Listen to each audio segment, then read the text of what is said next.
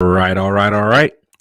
What is up, YouTube? What is going on, fellow fantasy people? And of course, what is up, the catch fam? Hope everyone is doing fantastic tonight. You guys already know what time it's been. We have got weeks 11 and 12 fantasy Q&A on the docket. So, for those of you who have got questions going into tonight's Monday Night Football game, we are happy to get to any of those. But for the rest of you, we'll be hopping into week 12 just a tad bit early, as we usually do on Monday night. So make sure you guys hit that like button on the way. And if you guys are new, make sure you hit that sub button down below, become part of the Catch fam tonight.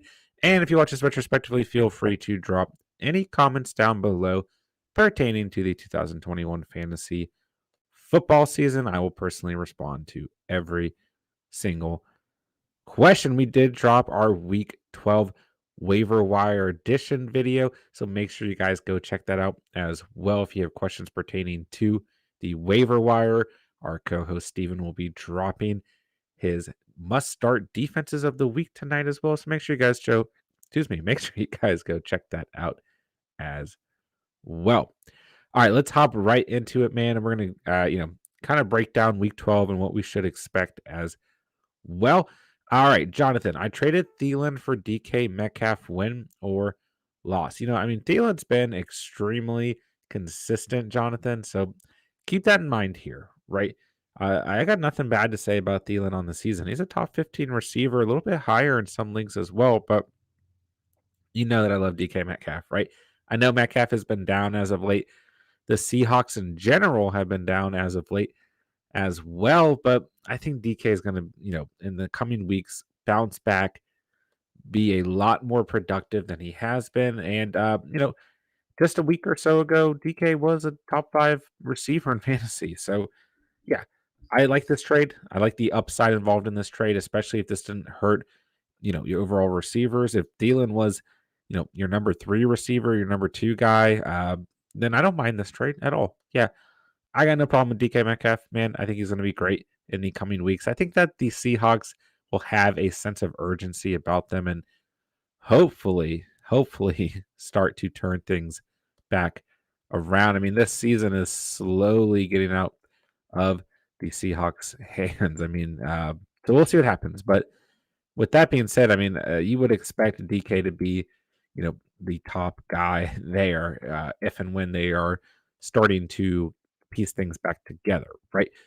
DK has fallen to about wide receiver 13 on the season, but he gets Washington in week 12. I can't emphasize how good of a matchup that is for DK Metcalf. A little bit of a tough matchup in week 13 versus San Francisco, but then he gets Houston in week 14. And then to finish the year out, he's got the LA Rams in week 15. Not a great matchup there, but then he gets Chicago and Detroit. So there's a pretty good outlook overall involved for DK Metcalf. So I got nothing bad to say about that trade. I love Thielen on the season too. I think he's been very, very underrated, but hey, I don't have a problem with trading for DK Metcalf. All right, Kelvion, what's going on? Hope you're doing fantastic tonight. Jonathan, thank you for the question. Let me know if you have any others on the night as well. Kelvion, traded Zeke and Terry for Justin Jefferson, Hollywood, and Gibson. I like this trade. Yeah, that's a win. You get a little bit of a downgrade at the running back position, but hey, Zeke a little banged up yesterday, man. So don't get me wrong, Gibson's banged up as well. And if he plays, when he plays, he can still present RB1 value. So I don't hate this trade as long as it didn't hurt your running back depth too badly, as long as you have some running backs that you're confident in using, because we can't really rely on Gibson, right? But here's the thing, right? If you look at this from the other perspective of Scary Terry for Justin Jefferson and Hollywood Brown, that's a huge win. Terry McLaurin showing that he can play against good corners and good defenses yesterday in Carolina's outing, right? Touchdown grab right over the head of Stephon Gilmore, right? He played very, very well yesterday, but he does have a very difficult strength of schedule for the rest of the year. So that's something to keep in mind in terms of, those of you who are trading him away. Maybe he's proven us wrong. We'll see. He's been down as of late. He played great against Stephon Gilmore and the Panthers, but nonetheless, Justin Jefferson and Hollywood Brown, the way Justin Jefferson played yesterday, he looked like Randy Moss out there for the Vikings, right? I mean, he looked phenomenal against Packers. Hollywood Brown's been extremely consistent on the year as well. So I like this trade. I really do. I have JT and Dalvin at running back. Yeah, this is a win. This is a win because now, I mean, I'm assuming you're going to be able to flex in Hollywood Brown and Justin Jefferson's just going to replace Scary Terry for you, unless you have a wide receiver 1 and wide receiver 2 that were ahead of Scary Terry, right? Then you can just flex in Justin Jefferson and have Hollywood Brown on the bench and Gibson on the bench. I mean, it's phenomenal, right? And then against, good matchups for Gibson when he's listed as healthy, you can flex him in too. So this is a strong trade. And I'm assuming, Kelvin, this is a pretty strong roster overall as well. I like the trade. 2 good trades to start the night off. So I appreciate you guys letting us know. Kelvin, thanks, man. Yeah, thank you for swinging by. Thank you for informing us of that trade, man. I appreciate you being out in the stream tonight, my guy. All right, let's take a look here at what we should be expecting in week 12. Do keep in mind, guys, we have got 3 games on Thursday, okay? Thanksgiving Day. 3 games on Thursday. So I feel like we almost have more preparation to do more quickly because we've got the Bears and Lions kicking things off. Then we've got the Raiders and Cowboys, and we've got the Bills and Saints. A lot of fantasy implications on Thursday, right? We get less games on Sunday. We just got a lot to pay attention to here in week 12. So, yeah, outside of those games, Sunday we're going to have Steelers and Bengals, Panthers and Dolphins, Eagles and Giants, Titans and Patriots. That's going to be a good game, man. Falcons and Jags, Bucks and Colts, another good game. Jets, Texans, Chargers, Broncos, Vikings, Niners, Rams, Packers. Ooh, that's going to be a fun one. Browns and Ravens. And then Monday Night Football, Seahawks and the Washington football team. Not too exciting there.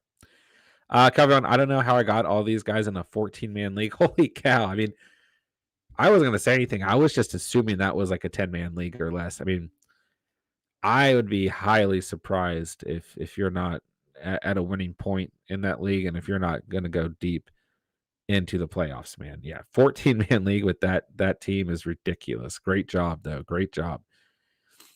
All right. So, yeah, I mean, we got a lot of fantasy implications coming on pretty short notice for the week, right? Bears and Lions, Darnell Mooney, Cole Kmet, maybe. Those of you maybe thinking about streaming Justin Fields if he's healthy. We don't have a great update on the situation right now. Deandre Swift, of course, is a little bit of a stiff matchup, but we can't bench Swift. I mean, no, we can't bench Swift. Outside of that, not a lot of, I guess TJ Hawkinson, of course, but yeah, outside of that, not a lot of implications there. Raiders and Cowboys. Of course, the Cowboys, right? But the interesting thing this week is CeeDee Lamb might not be able to suit up because it's a short week. Suffered a concussion on Sunday. Amari Cooper will not play on the COVID-19 list as well. So Michael Gallup, our boy Dalton Schultz, maybe Sid Wilson. Zeke, if he plays, a little banged up yesterday, but he was able to return. I mean, we'll see if they want to set him in this game or not.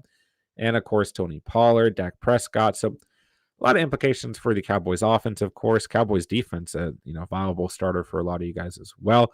In terms of the Raiders, right? I mean, Josh Jacobs to some degree, Kenyon Drake. Of course, Darren Waller, Hunter Renfrow probably be viable options within this game as well. And for those of you in deeper leagues with Carr, he's someone to take a look at as well. But, I mean, this Cowboys defense is not very bad. So we'll have to see. But it's definitely some fantasy implications there. Bills Saints, I feel like this is probably the best game we're going to watch. The Bills need a win. And don't get me wrong, moving the game back, I mean, the Cowboys need this win versus the Raiders. And the Raiders, I mean, they're good enough to beat the Cowboys. I mean, don't get it twisted, man. They are a team that will do whatever they can to beat you week in and week out.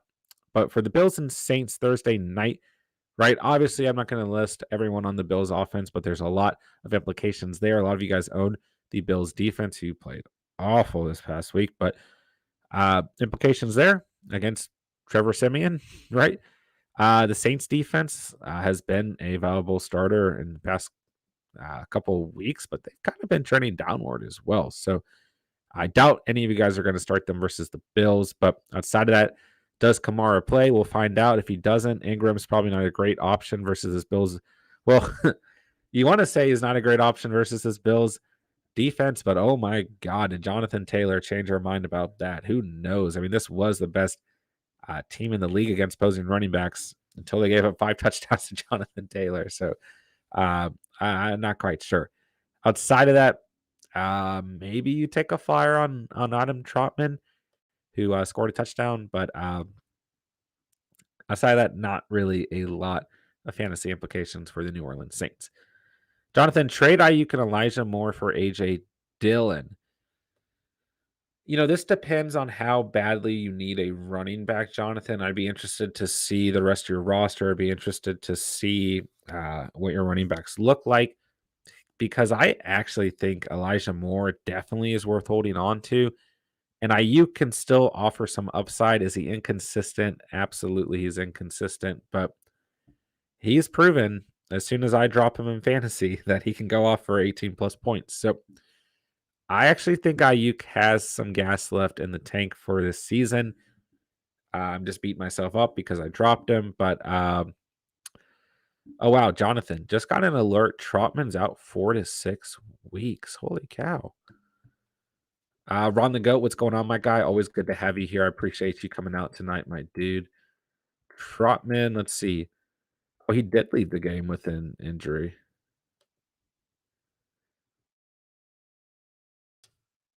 Four to 6 weeks. See, he did not practice today. Okay, I'll take your word for it, man. Believed to have dodged a serious injury. Let's see. The tight end. Blah blah blah. Blah. Yeah, I'm not getting any clear answer there, but thank you for the update, man. I mean, I'll take your word for it. So yeah, I mean, we talked about Adam Trotman in the uh, in the waiver wire video today, but nonetheless, Schefter just tweeted right when you said him. Wow.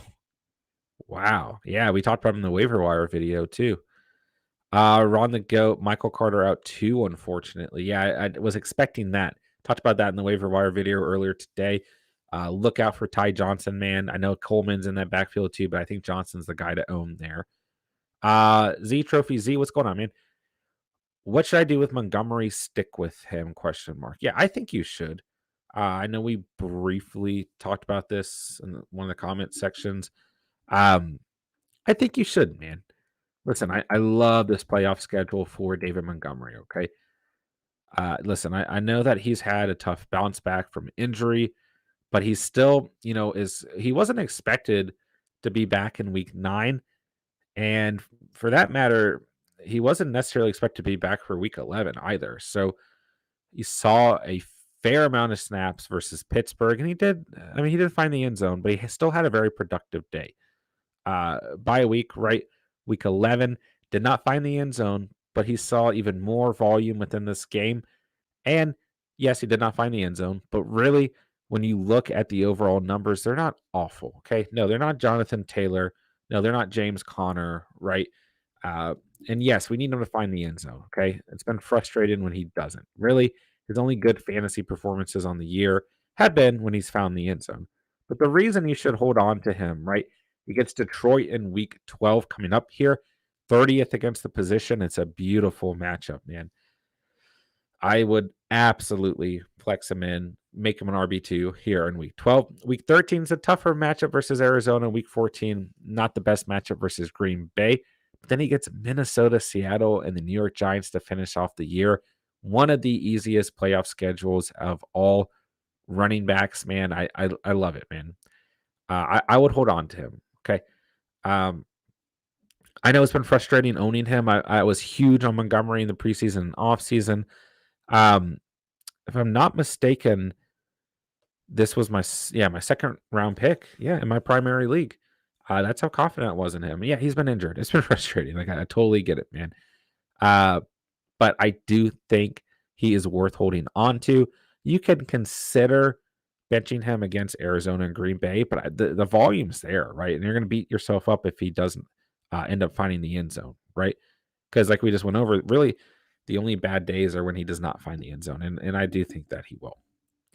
Well, at least in most of these matchups. Maybe not those 2 weeks, but even then, the volume is there, and he could still wind up falling into the end zone.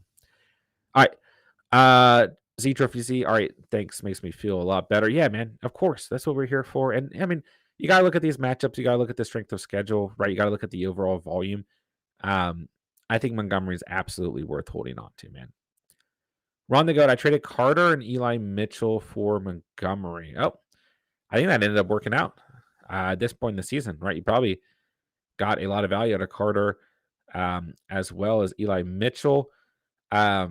But they're both a little banged up right now. And I think Montgomery is going to be trending the right way while they're kind of unfortunately not going to be able to be utilized, right? But they've both been phenomenal in their own sense, right? When healthy. All right.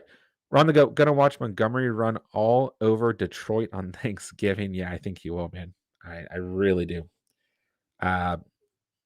It's just one of those game scripts that makes so much sense for him to have a great fantasy day, right? All right. Let's see here.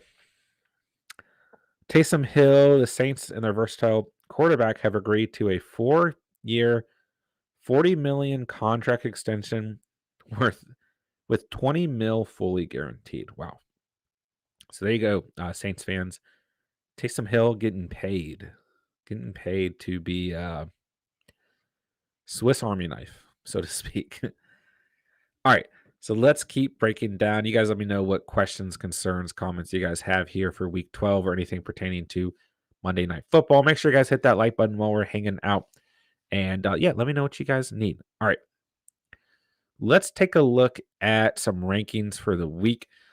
All right. So we got Russell Wilson at Washington. I know he's been not satisfactory as of late at the quarterback position, but he gets Washington. They're the worst team in the league against opposing quarterbacks. So if you own Russell Wilson, you can still end up deploying him this week versus Washington.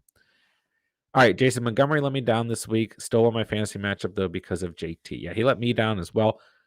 But the volume is there. Don't get me wrong. And yeah, if you had Jonathan Taylor, I don't think you were very concerned anyways, Jason. Trophy's thoughts on A.J. Brown rest of season. I like A.J. Brown, man. I do. Here's the problem with A.J. Brown is there's just nobody else on that offense right now. So all the defensive pressure in the secondary is going straight to A.J. Brown, right? If we're facing a team with a good corner, what are they going to do other than cover A.J. Brown? There's no one else worth covering, right? Week 12, he gets New England. I hate this matchup for A.J. Brown. I really do. Didn't like him versus New Orleans. He had under, what depend on scoring format, about 2 to 4 points, right? I didn't like him versus LA with Ramsey out there, right? Week 11, I thought he'd have a good game. Not going to lie. I don't know what happened yesterday with the Titans, though. I don't think any of us do. Week 12, I don't like A.J. Brown. He gets the bye week. Hopefully, this offense can start to refine itself, right? Like, don't get me wrong. They had that stretch where they're getting a lot of wins, but when you're looking at this team from a defensive standpoint, it's very easy to game plan for them right now. I mean, what are you supposed to do, right? They don't really get their tight ends involved. Nick Westbrook is their best receiver right now outside of A.J. Brown. Julio Jones is still banged up. Marcus Johnson got hurt with a hamstring injury early against the Texans. Then we look at these running backs, and it's like, Adrian Peterson, McNichols, Foreman, like, what's the real threat there, right? I love Ryan Tannehill, but he has not been playing like very lights out this year at all, right? So I don't know, man. I worry about him. Okay. He gets Jacksonville in week 14. I think he could have some big plays in that game. He gets Pittsburgh. Their secondary is not very good in week 15. Week 16, he's got San Francisco. I'm not crazy about that matchup, but really, like how we saw with Houston, it's like maybe our defenses don't even need to be that good to defend A.J. Brown, right? So I am worried about A.J. Brown. I'm not going to lie. He was trending in a very good direction. He played very well versus Kansas City. He played good against Buffalo in week 6 as well. Then he played phenomenal in week 8 as well. So he was trending in the right direction, but I am very concerned about A.J. Brown, mainly because there's nobody else on this offense in general, right? Ron the Goat holding A.J. Brown. I've held on too long already. Yeah, and I mean, he's still a wide receiver 1, right? And there's going to be matchups this year where he benefits from being the only offensive weapon just due to volume, right? But at the same time, it's just a little bit of a gamble because opposing defenses can say, let's shut down A.J. Brown. What are the Titans supposed to do if we shut down A.J. Brown, right? And in the past couple of weeks, outside of this loss to Houston, they had found ways to get it done. Don't get me wrong. It's not a knock on the Titans, but it doesn't fare too well for A.J. Brown. I think the most optimistic matchup we have left is against Jacksonville. Ron the Go without Derrick Henry, the offensive flow is not good. It's not. I do worry about the Titans, and it's so strange, right? Because they had just such a killer stretch. I mean, they came out, they beat Jacksonville in week 5, not too impressive there. But then Buffalo, Kansas City, Indianapolis, the Rams, and New Orleans all in a row. But I mean, those are all playoff teams, right? Or at least on the outside looking in, right? With Indianapolis and New Orleans. So a lot of big wins, okay? And then they come out and they have this awful loss, awful weather game to Houston yesterday. I don't want to panic on the Titans, but and they can find ways to get it done. Their coaching has been great so far this season, but I am a little worried about them overall, especially from a fantasy perspective. All right, you guys can keep the chat going, man. Let me know what questions you guys have, concerns. We're just gonna kind of do a little Week 12 preview, so I'll be hopping back and forth between the chats. So, all right, so Russell Wilson, probably your best quarterback on the week, just because he faces Washington. They're the worst team in the league against opposing quarterbacks. Josh Allen's got the Saints. This is a great matchup. Their secondary has been very bad outside of Marshawn Lattimore. Their front 7 is good against the run, but they haven't got an insane amount of pressure on quarterbacks this season. Tom Brady's got the Colts. I would listen. We're starting Tom Brady if we own him, but don't expect a crazy ceiling here. I think this Colts defense is for real, man. Lamar Jackson, if he can suit up, if he doesn't have any undisclosed illnesses again, he should be facing the Browns on Sunday Night Football. This should be a good game, man. I think this is going to be a fun divisional game to watch. I look for Lamar Jackson to have a pretty good stat line overall. Dak Prescott has got the Raiders. He should bounce back from an awful fantasy performance here in week 11. I think he's got a good outing versus the Raiders. Jalen Hurts has got the Giants. Listen, guys, after that performance Jalen Hurts put up against the Saints yesterday, in most leagues, I want to say all leagues, he will be quarterback 1. Okay. He might be your fantasy MVP on the season, right? He's been phenomenal. And at times I feel like he's been underrated as well.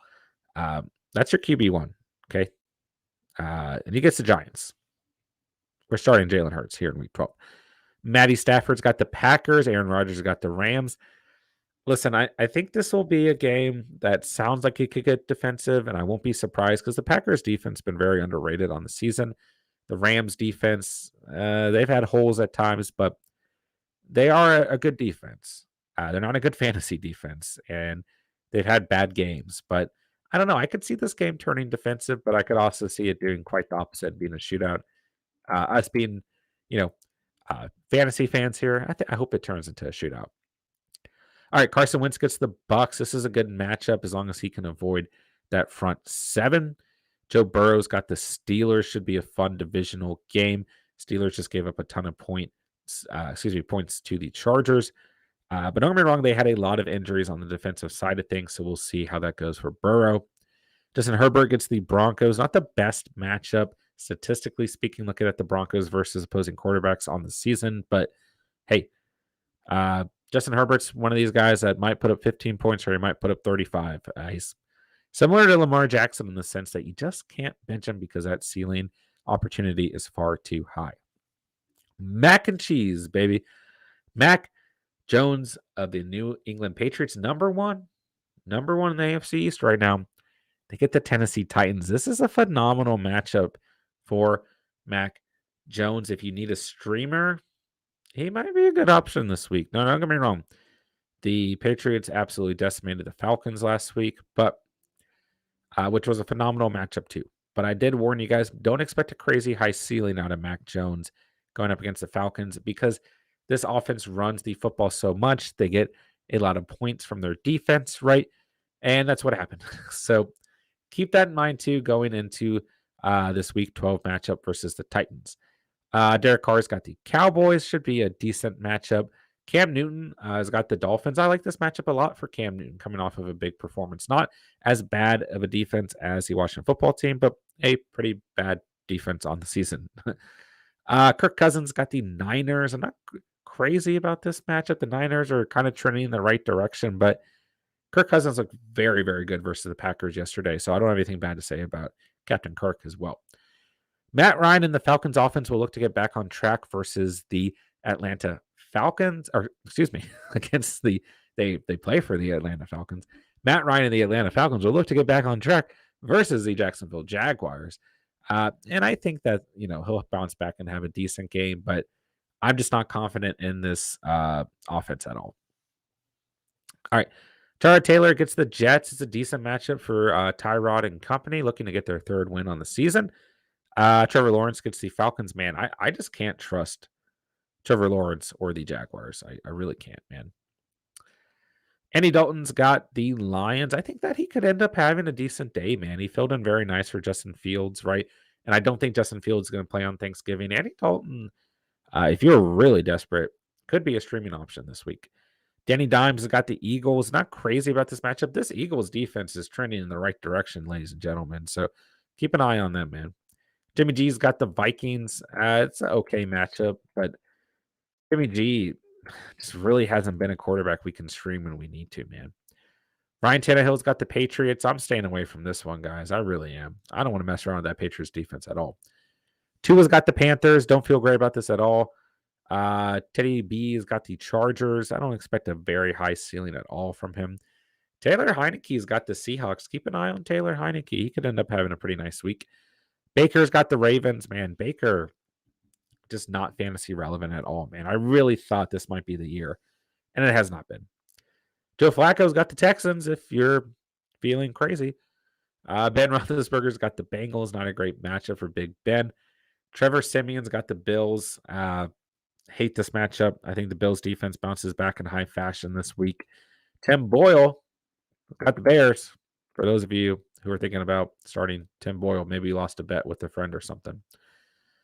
All right, let's see here.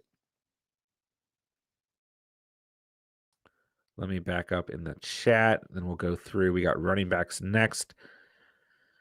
Max just got a B off waivers. Let's go. Ron the GOAT. Do I hold the Titans defense then? This is a good question. It depends on how badly it hurts your roster. Like, I don't think they're going to have a good week versus the Patriots, but you can hold them through week 14 to play them against the Jags for sure. As long as it's not hurting your defense or your roster overall, man. We're on the go. Cowboys, Panthers, and Raiders are best on waivers. Rams and Broncos are there too. Of course, we'll have our must-start defenses dropping tonight. Our co-host Steven does a phenomenal job on that segment week in and week out. But let's take a look here. I mean, I feel like I want to say the Panthers here. If you're going to drop the Titans, I don't really like them versus New England this week. The Titans, that is, right? Panthers get Miami. I like that matchup a little bit more than they get a bye week. But the Titans, am I going crazy? The Titans have a bye week, week 13 as well. Then they get Atlanta in week 14. So the Panthers get Atlanta in week 14, where the Titans get Jacksonville in week 14. So I would say right off the bat, I think those are your two best options there. And Cowboys, you can always take a swing on as well. But they don't really present crazy high ceilings, but a pretty safe floor for the Cowboys defense. Kelvin, how did you get AB off waivers? Max, I don't know. Some knucklehead dropped in to pick up Mark Ingram. Some people don't know how to play fantasy. I got Kittle off waivers on his IR stunt in a 10-man. Yikes. Kelvin, I need to get into your guys' leagues. Just joined some on the NFL app. Easy money. My home league, not so much. Fair enough. Max, do I start AB when he comes back? I feel like he's boomer bust, but I don't know. I don't watch the Bucs games. When he's listed as healthy, especially against bad secondaries, absolutely. Yes, we're starting AB. He's been fine on the year. When healthy, yes, you can start him, Max. Yeah, great flex option. And you really want to save those potential boomer bust guys for the flex position. But yeah, you can absolutely start AB, man. John, do you think Ridley will come back this week? Probably not, or at all. Hopefully. It's hard to say. Hopefully in time for the fantasy playoffs if he does. I mean, you see a lot of players take breaks like this over the years, for mental health purposes. So I could see him coming back for the fantasy playoffs. Yeah. Deshaun, what's going on, man? Got offered James Robinson and DK for Eckler. What do you think? I don't hate that too much because Eckler's been phenomenal. Depends on your entire roster, Deshaun. Let me know what your running backs and receivers look like, but I would definitely consider it. Yeah, I think it's a fair trade for Eckler. Yeah. Eckler's been phenomenal, so I don't hate this at all. Richard Glass, gentlemen, what is up, Richard? Always happy to have you here. My guy just came in to flex on the guy beating the Catch Fam League. May not win another game may not win another game all season, but I won this week. Yeah, you decimated me. You slapped me around like a little child, Richard. My team just did nothing this week, man. Your team went bananas, and you still got Kenny Golladay left, right? Kudos to you, Richard. Phenomenal victory on the week. You deserved it. The best man won here. My team, Josh Allen. What a letdown. Josh Allen really been trending kind of back and forth in fantasy, but really my team as a whole just did not perform very well. All right, Jerry. Oh, damn, random stream. What's up, Jerry? Yeah, I've been starting the Monday night ones a little bit earlier. I didn't schedule this one ahead of time, so I do apologize, guys. But yeah, we've been streaming a little bit earlier on Mondays, getting off a little bit earlier. It just gives me some time to mentally prepare for the week and everything. My week starts Tuesday, goes through Saturday. I'm off Sunday and Monday. So it's just nice, especially things are very, very busy right now. Let's see here. Good to have you here, Jerry. Always appreciate you coming out, my dude. Let's see here. John, Kamara listed as non-participant and Mark Ingram unlimited. Not looking good for me. Yikes. Who's available out there on the waiver wire, man? Let me know.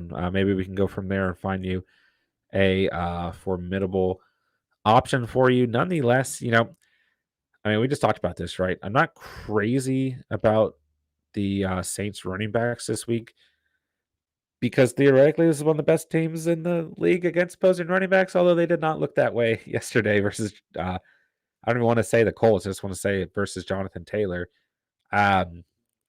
So it is hard to say here. Let me know who we can maybe snag up for you, though. Deshaun, I have Kamara and Patterson as my running backs, along with Eckler, Tyreek Hill, Pittman, Waddle's receivers. Okay, so I had this backwards. You'd be getting DK and James Robinson. Here's the thing, right? I don't think I'd do this trade. I mean, I love Robinson for the rest of the season. He's got a phenomenal playoff schedule. I think DK is a nice addition here, but you don't really need DK if you've got Hill, Pittman, and Waddle, right? Here's my main point, though. Okay, Patterson's banged up, Kamara's banged up. Eckler alone can win you a week, right? I don't think he's gonna have many more weeks like we saw last night, right? Where he's getting you 40 points, but he can still get you 20 points, 18 points, 25 points on a weekly basis. His floor is like 14 points, 12 points at worst on bad days. So I think you hold on to Eckler here. I just think it's more beneficial to your team overall, right? The flip side here, if you add Robinson, um, I just don't think that it does a whole lot for you right now. I think Eckler is going to be more impactful right now. Waddle, the Miami Dolphins receivers have some very good matchups towards the end of the year, towards fantasy playoffs. So Waddle, I think, will be a little bit more usable than you might be thinking. And Hill and Pittman have been very consistent. Oh, at times inconsistent, but still guys you can start week in and week out and expect a high ceiling. Excuse me from. And then when Kamara and Patterson get healthy, they're going to fit right into your lineup as well. So I think I'd personally hold off from this trade, but let me know where your headspace is at, my guy. Jerry, it's really early for me, nearly 2:30. Caught me off guard. Oh, my bad, man. My bad. Yeah, I always forget for some of you guys. It might be a little early for me, but it's really early for you guys. So I'm sorry, Jerry. Richard, I installed Madden 21 on my Xbox, but then was like, I'm way too far behind the curve to play Madden and uninstalled it. Uh-oh. Richard, I will play you in Madden 21 anytime. You let me know, my guy. All right, let's keep going through some rankings for the week. You guys keep the chat going. I'll get back to any questions, comments, concerns. Make sure you guys smash that like button if you're listening in and you're new. Make sure you hit that sub button down below and become part of the Catch fam tonight. Christian McCaffrey's got the Dolphins on the week. Is CMC back? I think so. I hope so. I hope he's not going anywhere. He's got the Dolphins. Great matchup. Najee Harris got the Bengals on the week. Ezekiel Elliott's got the Raiders. JT has got the Bucks. Is it a listen? We talked about this past week for guys who own Saquon Barkley. Yeah, technically the Buccaneers have been pretty good, but Vita Vea's out right now. And the Buccaneers front seven's been slipping as of late. They've been kind of sliding down and down. They're like number 18, 19 against the position, depending on scoring format. And they get Saquon Barkley and Devonta Booker tonight. That could hurt that ranking even more. I would be very confident in week 12 starting Jonathan Taylor for various reasons, like the fact that he scored 5 touchdowns and he just tied a record for most consecutive games with 100 yards from scrimmage and a touchdown, right? So I would not be surprised if he breaks that record versus the Buccaneers here in week 12 with his 9th game, the 100 yards from scrimmage and at least 1 touchdown. James Robinson's got the Falcons, a great matchup here in week 12. Nick Chubb has got the Ravens. Eli Mitchell, if he plays, has got the Vikings. If not, it's going to be Jeff Wilson. Dalvin Cook has got the Niners. Dalvin Cook had a great game Sunday. Austin Eckler's got the Broncos. Once again, not a phenomenal matchup. I mean, it's far worse than the Bucks, but it's like we're starting Austin Eckler. We don't care who he plays. David Montgomery has got the Lions on Thanksgiving. He's going to have a monster day, man. Antonio Gibson has got the Seahawks. If he's listed as healthy, we are putting Gibson in our lineups, guys. The Seahawks, I mean, I talked about this all this past week. Do not bench James Conner. He is playing the Seahawks. The Seahawks are very, very, very bad against opposing running backs. I think it's going to be the same deal here with Antonio Gibson in week 12. Barkley's got the Eagles. Pretty good matchup for Barkley. Kamara's got the Bills. Technically, it's not a good matchup, but who even knows at this point with what Jonathan Taylor did to them yesterday. But I do think that the Bills are going to have a far better week here in week 12 on Thanksgiving night than they had in week 11. Josh Jacobs has got the Cowboys. A.J. Dillon's got the Rams. Cordero Pounder and Cheese, if he plays, has got the Jags. Deandre Swift's got the Bears on Thanksgiving. Joe Mixon's got the Steelers. A little bit of a tough matchup there. Melvin Gordon, Javonte Williams have got the Chargers. I like both of them versus the Chargers this week. Leonard Fournette's got the Colts. Don't sleep on this Colts defense, guys. I'm telling you. Our boy Darrell Henderson's got the Packers. Miles Sanders got the Giants. Good matchup for Miles Sanders. Kareem Hunt, if he comes back, will probably see some time versus the Ravens. Damian Harris might play this week. He's got the Titans. Let's see here. Myles Gaskin, I really liked him this past week versus the Jets. He did not disappoint. He's got Carolina in week 12, not looking like a good outing. Ty Johnson, Michael Carter, probably not going to play Sunday, guys. Ty Johnson's got Houston. I like this matchup for Ty Johnson. Don't read too much into that game with what Houston did yesterday. I know that Coleman's floating around too. I get it. I like Johnson. He's my pick for the Jets running backs. Yeah, I think Coleman will get involved, but I would have far more faith in Ty Johnson, who's already been proven on the season. All right, let's see here. All right. Let me catch back up with the chat. Jerry, oh wow, Richard, Madden is Madden. No need to feel discouraged. If it was still the 90s, I would be all in on the Madden train. Haven't you heard the 2020 or the 90s? Jerry, I think 2 fantasy football leagues are enough for me. Kelvion, someone offered me D-Hop and Zach Moss for Brandon Cooks and CEH. I don't think I will do it, but I just want another opinion. No, I wouldn't do this trade. I mean, you've got pretty good running backs, so you could consider it, but CEH is trending in a much better direction than Zach Moss. And I do think when DeAndre Hopkins comes back that we'll probably rather have DeAndre Hopkins than Brandon Cooks, but I'm not quite sure when he's going to come back. And Cooks is good enough if you have to play him, which I don't think you do looking at your roster. But no, I think I'd stay away from this trade here. Jared, I haven't watched a game in so long. I'm just looking at the fantasy points, shake my head. Richard Glass, I definitely don't want to feel like it's in the 90s. Will anyone play fantasy basketball? I do not personally. Jerry might, if Jerry's in here still. Jerry says, don't do the trade, Kelvion. Richard, I'm in 11 fantasy leagues. It's horrible because you can't cheer for anyone. Yeah. Once you start to have too much overlap, right?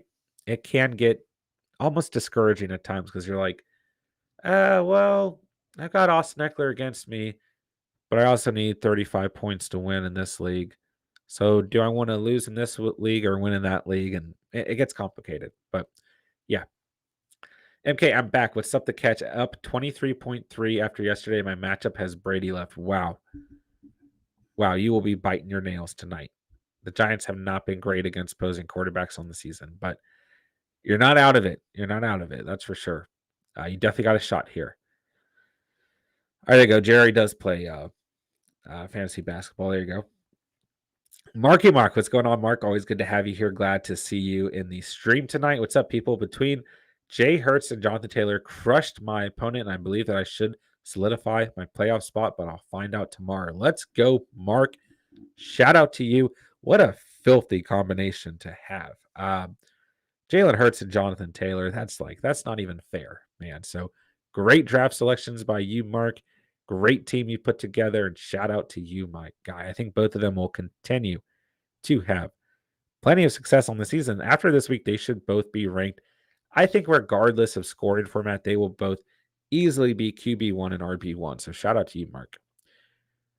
Mr. Curly Wolf, think JT is worth trading away Saquon and Fournette?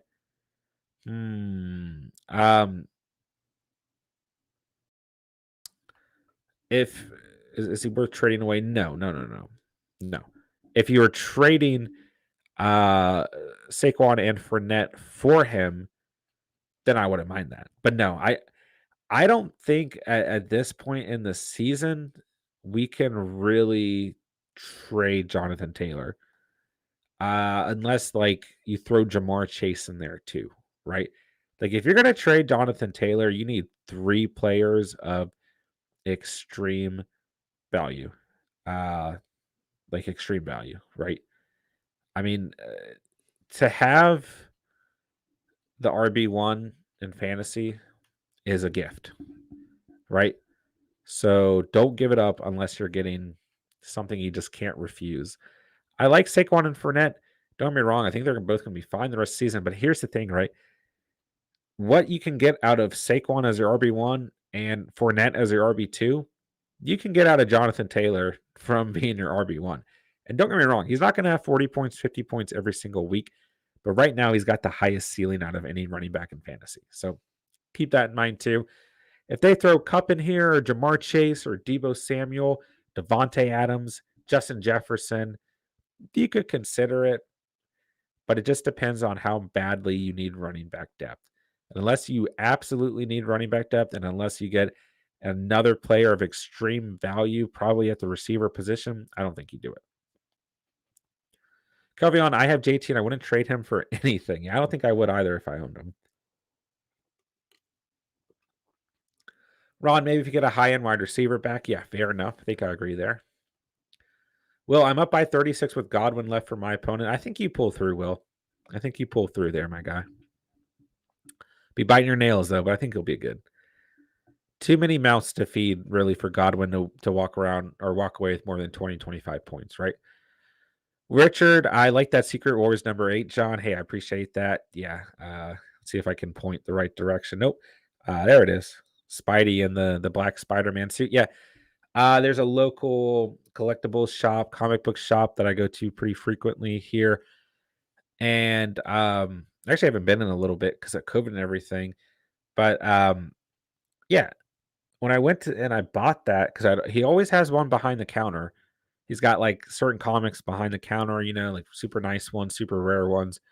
And I always would look at it. He's got the first appearance of Vision, which I always like consider buying, even though it's like what I don't know how much it is, a couple $100. And it's gone up now because of WandaVision, of course. I should have bought it when I could have before. But anyways, and then one day I was going through the actual comic bins that he has out, and I found this Secret Wars, and I was like, okay. And it was marked at like $30. And I remember I walked up there and I had a stack of comics, but I pulled that one out and I was like, what's the difference between this one and the one you have behind the counter for a couple $100? And he was like, just the condition. And really, this is not in bad condition. It's not in the best condition, don't get me wrong. But still, I was highly surprised. And I think he was surprised. It's not the first time I've walked up there with a comic I found. And if you can actually see this Avengers right here, well, you can barely see it. But yeah, that's one of the first, might be the first time Avengers fight Thanos. Maybe the second time, because I think the first is actually right here, the Thing in Spider-Man when they fight Thanos. But anyways, I found that and I brought it up, and he literally told me that was not supposed to be in the bins. It was supposed to be behind the counter, and he still sold it to me at the price it was marked. So, anyways, there's some comic book I don't know, stories for you guys here at the Catch. So hit that like button, sub if you're new, and I appreciate that shout out, Richard. All right. Let's see. I see some fantasy basketball conversation. Marky Mark, then I get Henderson back this weekend. Thanks, John. Let's go, Mark. Perfect time to get Henderson back. He's going to have a phenomenal stretch over the fantasy playoffs, man. Jerry, I felt very gifted when I had Henry. Yeah. I'm sure all you ex-Henry owners miss him very much. All right. Z Trophy Z 7-3 12-man PPR. Dak, Montgomery, Mixon, AJ Brown, Godwin, Knox, and Thielen. Flex. Bench is Kareem, Bateman, AJ D. Tony, DPJ. Any playoff moves I should make with trading? So Dak, Montgomery, Mixon, AJ Brown, Godwin, Knox, and Thielen. I think you hold on to all those guys. Kareem and Bateman I would hold on to as well. AJ Dillon you can consider shipping, but I don't know how much value you're going to get out of him, right? And he might just be worth holding on to if anything happens to Jones as well. So to be honest, I mean, if you're 7-3, you got Montgomery and Mixon leading the way. AJ Brown concerns me slightly, but you got Godwin there and Thielen. I mean, that's one move you can think of. You can think of packaging AJ Brown with a guy like, well, maybe even just AJ Brown, right? But you can consider packaging him with AJ Dillon as well and seeing what type of player you can get for that. And I would recommend the running back position.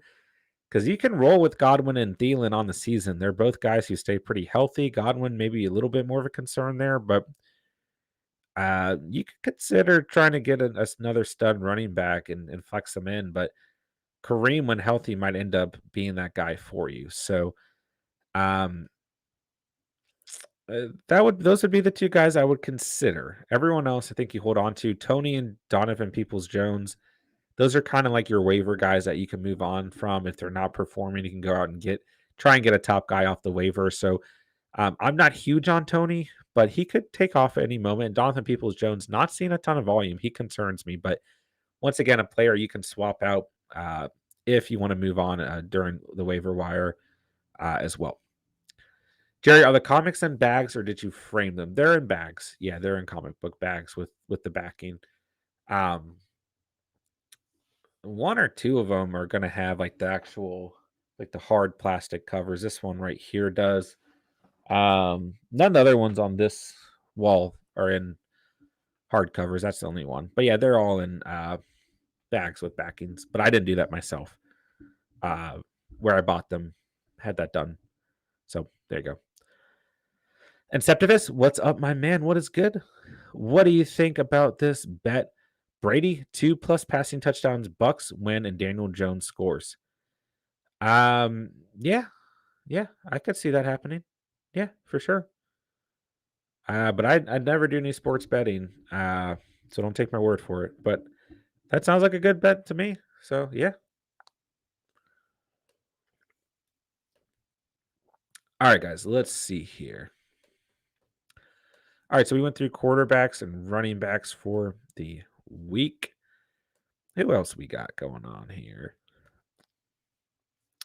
Like I said, guys, I did drop the waiver wire must adds for the week, so make sure you guys check that out. Steven will be dropping our must start defenses for week 12 tonight as well. Make sure you guys drop those videos out, drop a like on them, truly does help us out. All right, let's see here. I got receivers and tight ends as well. Z Trophy Z, I need Godwin to get 26+ to win this week. I mean, it could definitely happen. I don't think his ceiling is going to be much more than that. There's just Mike Evans, Gronk is coming back. Fournette gets some passing work. Whoever ends up being the wide receiver 3 and 4 will get some work. Like, this team is just so loaded, so it's really hard for any single guy to have a crazy high ceiling. But 26+ is doable. I just don't see it being much more than that. Jerry, how many comics do you have in total? Do you know the number off the top of your head? I don't. There's a lot. There's a whole nother. Wow, I just noticed that one of my comics is falling. Let's see if I can't get this to work. There's a really gross close-up of my hand, but there's a whole. This part of this ceiling is all comics too. So there you guys go. Little insight to the office here. But yeah, Jerry. And then I have like 2 or 3 boxes full of them. But Richard, if you're still listening in, I'm sure you still have more comics than me. Let's see here. I have Andrews in all at my main tight end in all 3 of my leagues. Let's go. You can't give up on. I mean, you can't be mad with Mark Andrews, man. Jerry, Steven better not start the must-start defense with the Bills. I do think that they'll bounce back. I do think that they'll play much better, but I do think that maybe they're starting to slide just a little bit. Yeah, I don't think he will. I don't know what he has planned though. I haven't got to talk to much today. Well, next week doesn't have any great defensive streams. Bad teams play bad teams, and good teams play good teams. Yeah, that's about right. I will say the Bears defense off the top of my head feels like the best stream to me. Don't get me wrong, the Lions run game is good, but they have no quarterback. And I think at worst, they'll get you 8 points. At best, they'll get you over 10 points. Richard, I probably have over 1,000. I've been collecting since the 70s. Wow, did you guys hear that? That's kind of creepy. That is literally from that comic book wall I just showed you. A comic just fell. When I looked up, though, it was starting to fall. That's which I announced. But yeah, maybe my comics are haunted. Let's see here. Yeah, Richard, I am sure you have more collectibles and comics than I do. Your collection is amazing. It is phenomenal. Kudos to you, Richard. Jerry, wow, that must have taken forever to put up, but I really like how the office is looking. Hey, I appreciate that. Yeah, it did take some time, but it's fun. I did it, I didn't do it in like one day or anything. Did it over periods of time. And yes, it is very time consuming. Jerry, the Bills were really disappointing, but it's hard starting anyone else over them. Yeah. And it's interesting, right? Because I benched the Colts defense. I started the Browns defense versus the Lions, and that was in the Catch Fam League. And the Colts defense had a better day versus the Bills than the Browns ended up having versus the Lions. So it's a weird season, man. Don't trust anything. Will with a good point here. Maybe even Texans defense. They play the Jets and they did good against the Titans. That might be my stream. Yeah, I don't think that that's a awful stream either. I mean, imagine if you started them last week. I don't think anyone would have had the balls to do it, but imagine if you did. They had a great day. I am Mass. What's going on, man? Thanks for coming out to the stream. Hey, yo, I have a trade offer for Kamara and Elijah Moore for James Robinson and CeeDee Lamb, except / decline. I have depth at running back and receiver. So you get a slight decline at the running back position here. If you trade for Robinson, you get a slight upgrade at receiver with CeeDee Lamb over Elijah Moore. But don't get me wrong. Like, I got nothing bad to say about Elijah Moore. I think he should be rostered in all leagues at this point. Robinson's got the more favorable playoff schedule. If you've got depth, I kind of like Robinson and CeeDee Lamb more, but you can make an argument for Kamara and Elijah Moore. Like, this is a tough call. If you have depth and you have the conviction in the trade, then I don't mind. I don't mind this. Let me know where your headspace is at, and we can continue to pick that apart. You can really make an argument for either side of this trade, though. Richard, I benched the Colts in 2 leagues and started the Titans. Yikes. And I picked up their kicker in 2 leagues that penalize you for missing PATs. Yeah. I had their kicker against you in the Catch Fam League, didn't I, Richard? Yeah, it's possible if you started the Titans defense and Randy Bullock that you had negative points on the week. Mark, I started the Titans D2. Yeah, it wasn't a bad call. It was really hard to not want to start these guys. They had been phenomenal, man. I'm pretty sure that was Steven's must start of the week too, or at least one of them. And I don't blame him, man. It's just been such a weird season, right? Looking at the Titans, for example. Oh my gosh. Okay, let's just start at week 5. 13 points, week 6 against Buffalo, only 4 points. But then week 7, 17, week 8, 12, week 9, 16, a little bit of a drop off in week 10 with 6 points. But then they had the Houston Texans and they had 0 points. And they still had 4 sacks and forced a fumble and recovered it. I mean, oh no, I'm sorry. That's never mind. This is outdated. That's against the Saints in week 10. So never mind. They didn't do any of that. Yeah, they had nothing. They just gave up 22 points. They had no stats across the board. Let's pull up. I mean, I've been thinking about this. The Houston Texans had 16 points and they had 15 points in week 9 versus Miami. Wow. Get the Jets. Could be Flacco and company, could be Mike White and company, could be Zach Wilson and company. You could consider starting the Texans in week 12. I'm not in love with it, but I don't hate it at the same time. Double-digit fantasy points in their last 2 games. All right. Marky Mark Bass got me -1. Yeah. He is another guy who could have got you negative points too. Just what a weird week. This whole season. What a weird season. Yikes. Smokey the Cat. Russell or Newton, Gesicki or Fant in week 12. Thanks. I like Russell, man. Don't get me wrong. I like Newton versus the Dolphins as well. The Washington football team is the worst team in the league against opposing quarterbacks. Russell needs to do something. The Seahawks need to do something, right? Their season is almost lost, man. I like Russell here. If you go with Newton, I think it's a good start as well. Looking between Gesicki and Fant, I think you can start either of these guys. Okay. Um, I like both of them this week. Okay. They're good enough tight ends that you could consider starting either guy. Mike Gesicki, right? He's got the Panthers. This is a decent matchup overall. Noah Fant's got the Chargers. Okay. So both of these are pretty good matchups. They're both probably in the top 10 on the week. So I would probably personally lean Gesicki. But if you start Fant, I think he's got a pretty good floor on the week as well. So I think I go with Russell Wilson and Gesicki there. But they're not bad number 2 options with Newton and Fant as well. Jerry Bass got me -1 and the Bills got me -4. Wow. Wow. I am asked, sorry to specify, I have Robinson and Lamb.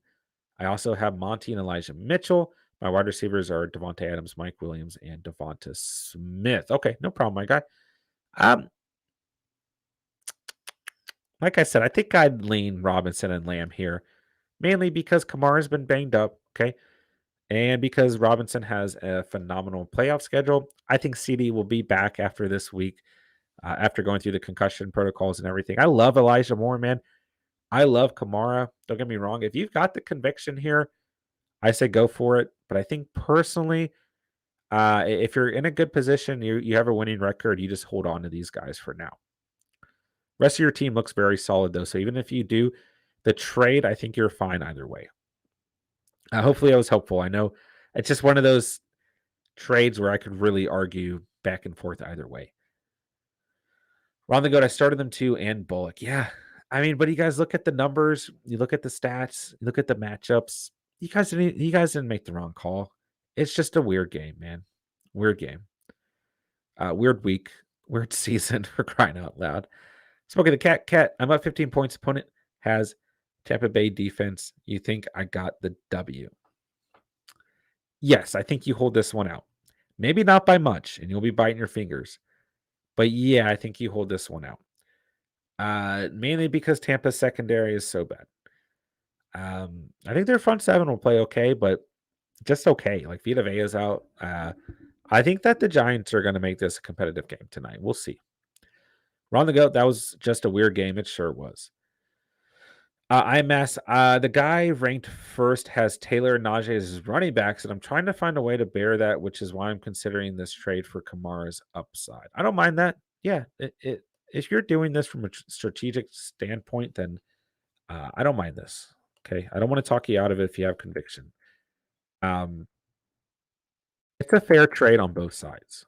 Okay, let's see if we can get an update on Alvin Kamara. Did not practice Monday. Ooh, they do face the Bills. Let's keep that in mind. I mean, I get it. The Bills played awful. I mean, he's got the Bills, then Dallas, the Jets, Tampa Bay, Miami. This is a decent, and then Carolina. I mean, it's Alvin Kamara, though. Like, you can start him against any defense. We don't need to look at matchups too heavily here. I don't hate this. I don't hate this. Let's see. The Saints face a quick turnaround. Yeah, they play Thursday night. Kamara might not play Thursday. Yeah, he might not play. It's going to be, I'm willing to bet it's a game time decision for Thursday night football, for Thanksgiving football. So keep that in mind too, man. If you do the trade, it might not end up helping you, man. All right, guys, make sure you hit that like button if you haven't done so already. Make sure if you're new, you hit that sub button down below. Become part of the Catch fam tonight, and let's keep on rolling. Patty, what's going on, man? I need Brady to get 9 or less for me to win. Hey, you never know. You never know. But I think you got this one. I think you got this one. Inceptivus, I need a bench spot for Miles Sanders. Would you say I drop Knox if I already have Pitts? Let me know who else is on your team, and we'll go from there. Because I really like Knox. But if you have to move on from Knox, I get it. Mark. Jerry between Hurts and Taylor, that was 80 points, but I had a few duds. Bass, Foreman, and Cooks. Okay. If you get the win, that's all that matters, Mark. Richard, I just noticed you got rid of your headset and actually got a microphone. Kudos. Hey, I appreciate that, man. Yeah. And this mic, hopefully the audio sounds good and everything tonight, but it does have a headset that goes with it. I was using it. And on nights where I stream with Steven, I'll probably continue to use it because if I don't, you guys will hear Steven's audio coming off of my laptop through the microphone and Steven's audio through the stream, which probably won't be enjoyable. And that way I can listen to Steven say as well, or what Steven has to say as well. Even if, the sound of Steven's voice in my ears can be scary at times. But thank you, Richard, for that shout out. Friesen, should I trade Chubb, Judy Pitts for Gibson, Mike Williams, Mark Andrews? Who? Downgrade at running back. I would argue upgrade at receiver and tight end. Yeah. It just depends on the rest of your running backs, Friesen, but you could consider this. IMS, it's an even trade. I'm 6-4 on the year, and I'm not a sure lock for the playoffs, and you're being very helpful. No problem, my guy. Of course, I'm glad. It's true. I may stay put. Another guy's offered me Aaron Jones for Robinson, Devonta Smith. Decisions. Also subbed and liked. Hey, I appreciate that, my guy. Appreciate that support. Yeah, that's what concerns me there is Kamara potentially not playing. Let's take a look at Jones because let's see. I mean, he's been banged up as well. Let's see here. Jones gets the Rams in week 12. And a bye week, then Chicago, Baltimore, Cleveland, Minnesota. Not an awful remaining schedule. Cleveland's really fallen off the bat in terms of their strength against opposing running backs. The Rams have been okay at times. Chicago's pretty good, but Baltimore, Cleveland, Minnesota for fantasy playoffs is not bad. Let's see here. He's only supposed to miss one game, but I'm not going to be surprised if they sit Aaron Jones in week 12. I know it's a competitive game, but I mean, AJ Dillon's gotten the job done. And if they do sit Aaron Jones and he gets the extra bye week to rest, then they can utilize him in that big matchup against Chicago. I know it's Chicago, right? They beat Chicago by 10 points in week 6, but it's a big matchup. It's a divisional opponent, right? Then they get Baltimore, Cleveland, Minnesota. Minnesota's a big game, that rematch, right? I mean, they did not like losing to Minnesota yesterday. I can tell you guys that much. But that stretch, weeks 14 through 17, very, very important for this Packers squad. So I'm not going to be surprised once again if they bench Aaron Jones in week 12. I mean, we'll see what happens though, but just keep that in mind. All right, let's see here. Yeah, Bruzen. Hate to see you lose Nick Chubb, and I really don't trust Gibson due to his injuries, but it's a slight upgrade from Judy to Mike Williams. I know Williams has not been consistent, but it's still an upgrade. And I love Kyle Pitts. The volume's good, but Mark Andrews is Mark Andrews. Top 3 tight end, in my opinion. Top 4 at worst. Pitts is falling closer to like tight end 7, tight end 8, mainly because of Ridley's absence and defenses just saying, let's shut down Kyle Pitts and let's see what your offense can do when we do so. Drew, when you're 5-6 in a 12-man league and 4th most points, just one of those seasons. Yeah, I would imagine that you've had plenty of points scored against you in comparison to other teams as well. And that's always one of the worst positions to be in, but it happens, man. It happens. And if you're 5-6, technically in most leagues, you should still have a shot to get into the playoffs. So don't give up faith yet. Bruce, and I have Jonathan Taylor. Okay. So that helps things for sure. But once again, I would far rather have Jonathan Taylor and Nick Chubb than Jonathan Taylor and Antonio Gibson. So it kind of depends on how your receivers and tight ends are looking. I know it's a pain to type all those things out, but to give you a clear-cut answer, I'd probably have to see your whole roster. IMS, I'm not as high on Jones. I feel like Dillon has taken away his snaps too. Yeah, that's another thing. Like, even if Jones does play here in week 12, Dillon's going to get a lot of touches as well. Even if, if and when, well, he will come back. When Jones comes back, let's say if it's after the bye week, then Dylan's still going to get touches. Dylan's good, man. And the Packers want to use both these running backs. Now, the good thing is for those of you who own Aaron Jones, what we've seen on the season is that he gets the goal line work. Okay. When he's spending time with Dylan, he gets the goal line work and he gets the pass game work as well. Both of those things are very good from a fantasy perspective. All right. Inceptivist 2 flex league, Brady, Eckler, Monty, Chubb, JJ, Deontay Henderson, Chubb, Pitts. Streaming a defense. Okay. You got Renfro, Judy, Devonta Smith, Ayuk, AJ Dillon, Eli Mitchell. Handcuffed to Sony Michelle and Knox.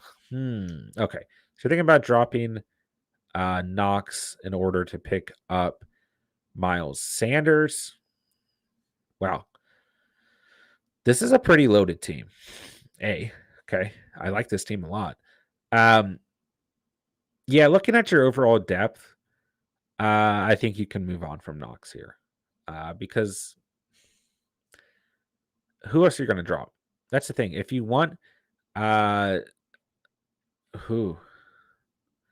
You've got a lot of depth, though. Like a lot of depth.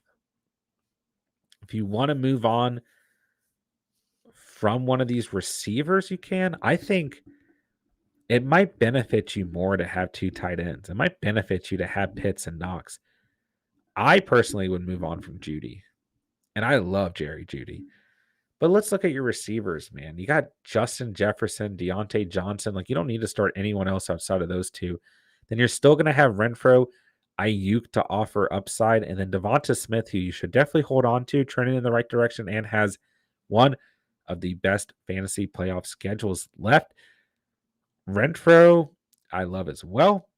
So Judy's kind of for me, the odd man out. It might benefit you to have 2 tight ends, man. You never know if Pitts goes down, God forbid it, but you're going to really wish that you didn't drop Knox. So, and I think that Knox can still get back to what we saw early in the season. So if it was my roster, I'd move on from Judy personally. And that pains me because I do like Jerry Judy, but I'd move on from him personally. All right, Bruisin. My receivers are Renfro, McLaurin, and Judy. Okay, let's see here. In that case, I kind of don't mind the trade. Because you could use Mike Williams here. You definitely could. Are you confident in Antonio Gibson? That's my final question, right? What do your running backs look like? You got Jonathan Taylor. That's great. But what do you have left? Are you confident in Antonio Gibson? And what do the rest of your running backs look like? Because looking at your receivers, yeah, I think this is a good trade. But losing Nick Chubb's going to hurt you, man. Either way. Gibson, I don't trust him at all. So those are the next 2 things I would consider before you end up pulling the trigger there. Max Jones or Mixon rest of the season? I love Aaron Jones, but I'm going to lean Joe Mixon, man. I'm going to lean Joe Mixon all day here. Jerry, should I have high hopes for Collins? Not necessarily, Jerry. The Seahawks are worrying me a lot offensively. I think this week versus Washington will be pretty telling, right? Outside of that, DJ Dallas is getting utilized a lot. Rashad Penny is getting somewhat utilized. So that worries me. This offense worries me. The way they're using these running backs doesn't look like we have a clear-cut RB1, but we've got a committee. So I'm worried, Jerry, to say the least. All right. Marky Mark, any comedy movie suggestions? I have access to pretty much everything, so feel free. Jerry, I'm not a big comedy movie fan, so I'm not much help there. Jerry, I recently watched The Secret Life of Walter Mitty, and that was pretty funny. Richard says Super Troopers.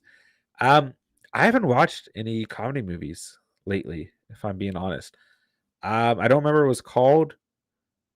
The one with Kevin Hart on Netflix where he just became a dad, which was like a comedy, but a serious movie at the same time.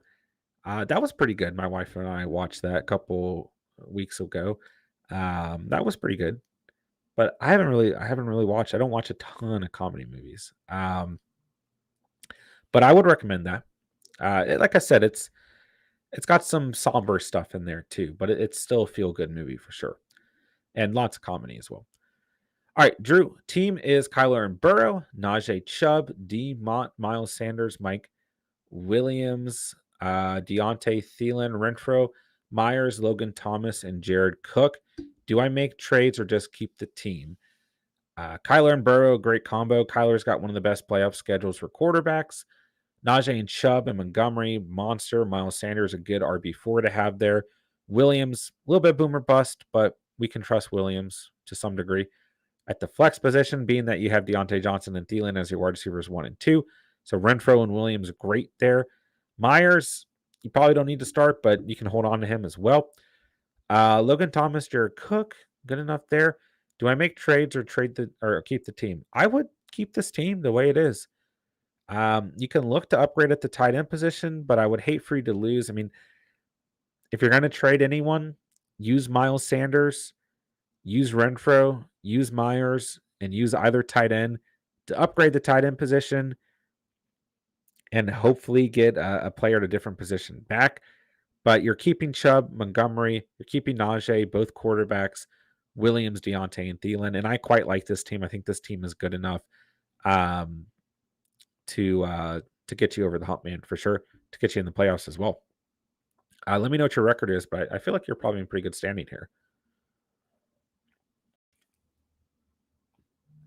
All right, Bryant. What's up? What's going on, Bryant? I'm up by 29, and my opponent has Godwin. Do I win? A lot of you guys having either Godwin playing for you tonight or Godwin against you. A lot of things to come out of tonight's game. I don't personally see Godwin getting more than 20 and 25 points. So I think if you're closer to the 30 mark, 28, 29 mark, that you'll be good there. Just too many mouths to feed within this offense. So I think you'll be fine, my guy. Yeah, I think you'll be good there. All right, let's see here. Marky Mark, I'll check out the trailer for Walter Mitty. And yeah, great suggestion, Rich. I know what you're talking about, John. Yeah, it was pretty good, Mark, if you haven't seen it. I don't remember what it's called. I want to say it's like fatherhood, though, like something really simple. But yeah, I haven't watched a lot of comedy movies as of late. There's that new one coming out with Will Ferrell and Paul Rudd that I think is comedy. They're like neighbors or psychiatrists. I don't remember. I want to see that one though, I think. Richard, watch some old comedies before everything was PC. Fair enough. Some old Mel Brooks movies. There you go. And Septivus, appreciate your advice. Absolutely, man. That's what we're here for, my guy. Not a problem. Drew, 5 and 6, 7th place. 6 teams make the playoffs. I like your team as it is. Like I said, use Miles Sanders while the volume looks good because that could change on a weekly basis.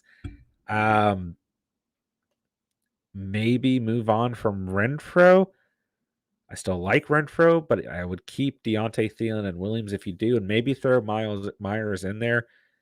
Get an upgrade. Dude, there's you really don't need an upgrade at quarterback, running back, or receiver.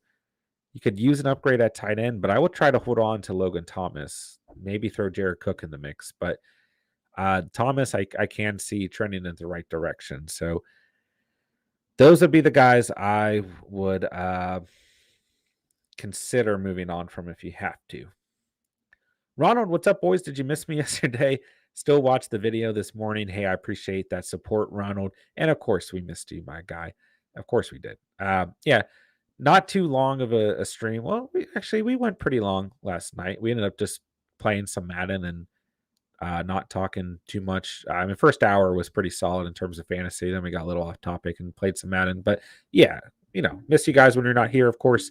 But I understand, of course, when you guys no expectations, you guys don't have to make each and every stream. I know everyone has lives and things, but I appreciate you coming through, Ronald. I appreciate you watching the video retrospectively as well.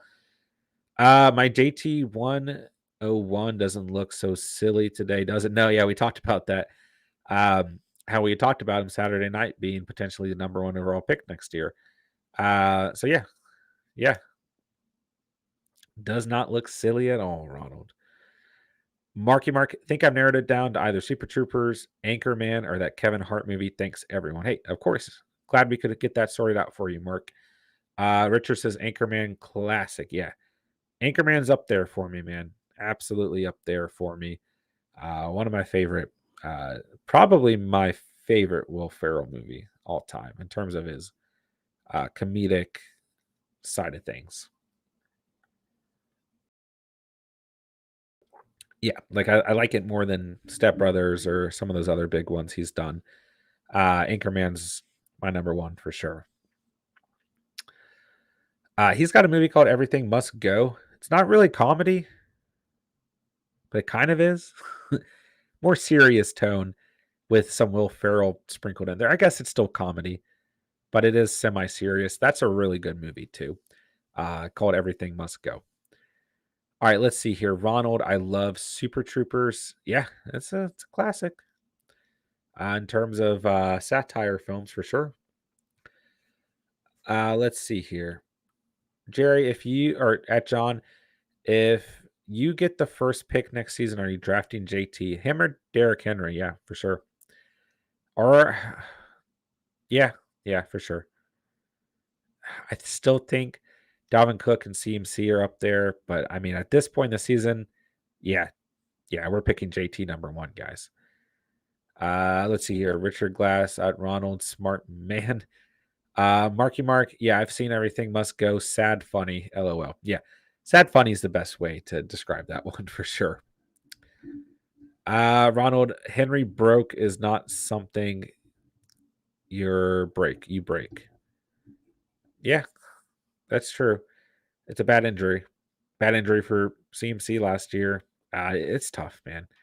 It's tough when we're looking at some of these top guys that we know when they play, they're the guy that we want to own.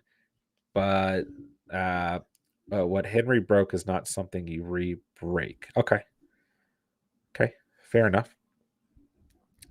It's not something that you risk re-injury from. Yeah, yeah, that's fine. I still think he's in the top two next year, top three. People will still want to look for guys with more PPR value, though. Like, I guarantee you, when a lot of rankings come out next year, we're going to have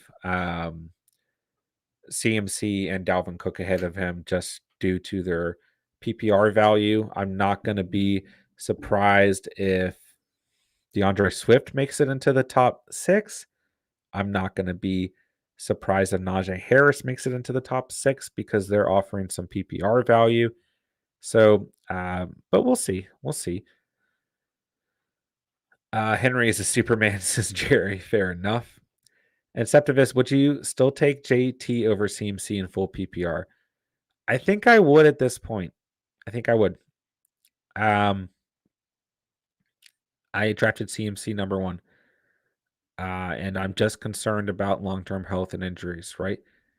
Now, you might be able to get CMC a little bit later on, and he might not get injured at all next year, and then he'll look like a genius, but it's just the injuries scare me. Think of Saquon Barkley this past year, right? Beginning of the season, or preseason, offseason, I should say, he was much, much higher, and people started to get worried about injuries and such, and he started to slowly move down the list.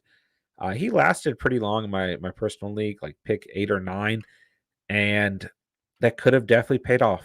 Don't get me wrong, but it didn't because of the injury, right? And that's just what hurt or what scares me there.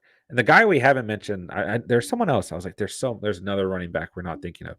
Austin Eckler is probably after this year going to potentially be a top 5 pick, top 6 pick for sure. So there's a lot of good running backs. There always is. Don't get me wrong, there's not more than 12, but there's a lot of really good running backs that are going to go in the first round. I still think Travis Kelce will get sprinkled in there somewhere, just like he did this past year. I'm not going to pick him in the first round, but someone will. Looking at receivers, right? There's going to be guys who get picked. Cooper Kupp, Devontae Adams, Tyreek Hill, Justin Jefferson, maybe, Debo Samuel. I mean, we'll see. We'll see how things shape out over the next couple of weeks are really going to determine where a lot of these guys go next year. But there's going to be receivers sprinkled into the first round, probably not any quarterbacks, but then the second round, going to see more receivers sprinkled in, more running backs, and probably one quarterback as well. All right, let's see here. Ronald, I would put Najee in front of CMC. Fair enough. Jerry, he's not like the mortal man. Mark, he's a demigod. Ronald, yeah, he is probably top 5. I will take Kelsey first round. I always do if I'm 6 or higher. Yeah, fair enough. And I mean, the best team in my personal league right now, pick Kelsey in the first round. So maybe I don't know much about anything. And I can see why, man. Like if you pick him, you don't have to worry about the tight end position for the rest of the year. You're going to have the number 1 guy at the position. He basically puts up wide receiver 1 numbers every game. He's phenomenal. It's just not the strategy I follow, but I will tell you guys this much. I don't think I'm going to go RB heavy next year. It's just a positional advantage thing. Fair enough. If he was a wide receiver, I would not. Yeah, I get that too. And there's a huge difference between tight end 1 and tight end 2. Huge difference between tight end 2 and tight end 5. Astronomical difference between tight end 5 and tight end 10, excuse me. And even more astronomical difference between tight end 15 and 10, 10 and 20 as well. So, yeah, I get that. Jerry, if I can, I'm staying away from Lamar next season. Yeah, what is up with our boy Lamar, Jerry? Undesignated illness. From what I've heard, it was some sort of like bronchial lung infection or something. I don't know, man. Seems a little iffy to me. Ronald, we already read that. I'm sorry. Inceptivus, what do you think of the no running back strategy in full PPR? I know someone in my league that did that, got Kupp, Allen, Adams, Marquise Brown, and Kelsey. His only running back is Joe Mixon since Edmonds is gone. It can work out. It can work out. Think about this past year. Okay. You could have ended up with James Conner and Darrell Henderson. Okay. And that would work out. Right. If I'm doing 0 RB, and it depends on how many teams are in your respective league, but I'm going no running back until every other position is filled. So Joe Mixon being sprinkled in there, he still probably got it pretty early. But just think of it from this perspective. If you go 0 RB, yes, it can work out if you get the right guys in the late rounds. If you go 0 wide receiver, it can work out if you get the right guys in late rounds. If you got Debo Samuel in later rounds, you got Cooper Kupp later on, you'd look very smart right now. Antonio Brown, Mike Williams. There's been plenty of players that you could have got in later rounds. Jamar Chase, right? That this could work out for. It can work out in either direction, 0 RB or 0 wide receiver. Okay. But if you pick the wrong guys, it can really hurt you. I went 0 wide receiver in my personal league, and I really went RB heavy. Part of my problem was I picked Gus Edwards, who less than 24 hours later was announced out for the season. Could have picked Cooper Kupp there. Could have picked Darrell Henderson there. I mean, there's plenty of people I could have picked, but those are 2 guys that I'm beating myself up for obvious reasons. Also in that same draft, I passed up on Mike Williams, Michael Pittman, for guys like Corey Davis and Antonio Brown. Obviously, one of those worked to some degree when healthy. One of them did not. So, yeah, it can work out. It cannot work out. If you get the right guys, it works out, right? But I guess that's really for any strategy, right? Jerry or Ronald, if it hasn't worked out recently, but Titans tend to be big ass men that don't get injured a lot. Sure. Jerry, even if you let the big tight ends go in the early rounds, you can still snag Andrews and he's a reliable pick. Yeah. I think he's tight end 3 right now, deservedly. I think Kittle's going to move into about tight end 4 rest of the season. But I think Andrews, once again, right outside Kelsey and Waller, and you could even argue he could be in front of Waller, is easily a top 5, top 3 tight end on the season. Ronald, this was a year for it, but also how many big wide receivers were first or first have duds. Yeah. One dud in your F. Yeah, and really with either strategy could go that way. Ronald, I tend to go 0 wide receiver. I go running back, tight end, running back, quarterback, receiver. Yeah. Yeah. I usually go pretty light on receivers too, but I'm kind of thinking about restructuring that. We'll see. Got a lot of time to think about it though. Jerry, if I don't get any picks in the top 5, I'm not drafting a running back. Ooh. I still think you lock up an RB1 in the first round no matter what. Gosh, I'm so sad that so many of you guys weren't there for the mock draft days of the channel, which will be back. We'll be back late July and August of next year. But these type of conversations, this is what I really, really, really, I mean, I enjoy all aspects of fantasy, but this drafting is what I really enjoy. We're going to have such good conversations. I mean, we're going to do so many live mock drafts. We're going to have so many pre-recorded. We're going to have a pre-recorded draft by me every day in August and a live draft by me every day in August. And I don't want to commit Steven to anything, but it's going to be pretty close for Steven as well. It's going to be a blast in August, man. Aaron Reborn, yo, what's good, my guy? Chase, hey, John. Hey, Chase, what's going on, my dude? Drew, leaning towards starting Demont over Mike Williams just to cheer for someone on Thanksgiving. Hey, it's playing the Lions, 30th worst team in the league against opposing running backs. It's a pretty good player to root for. John Simmons, what are your thoughts on Pittman, Kamara, and Ingram? Excuse me, for Montgomery and Chase.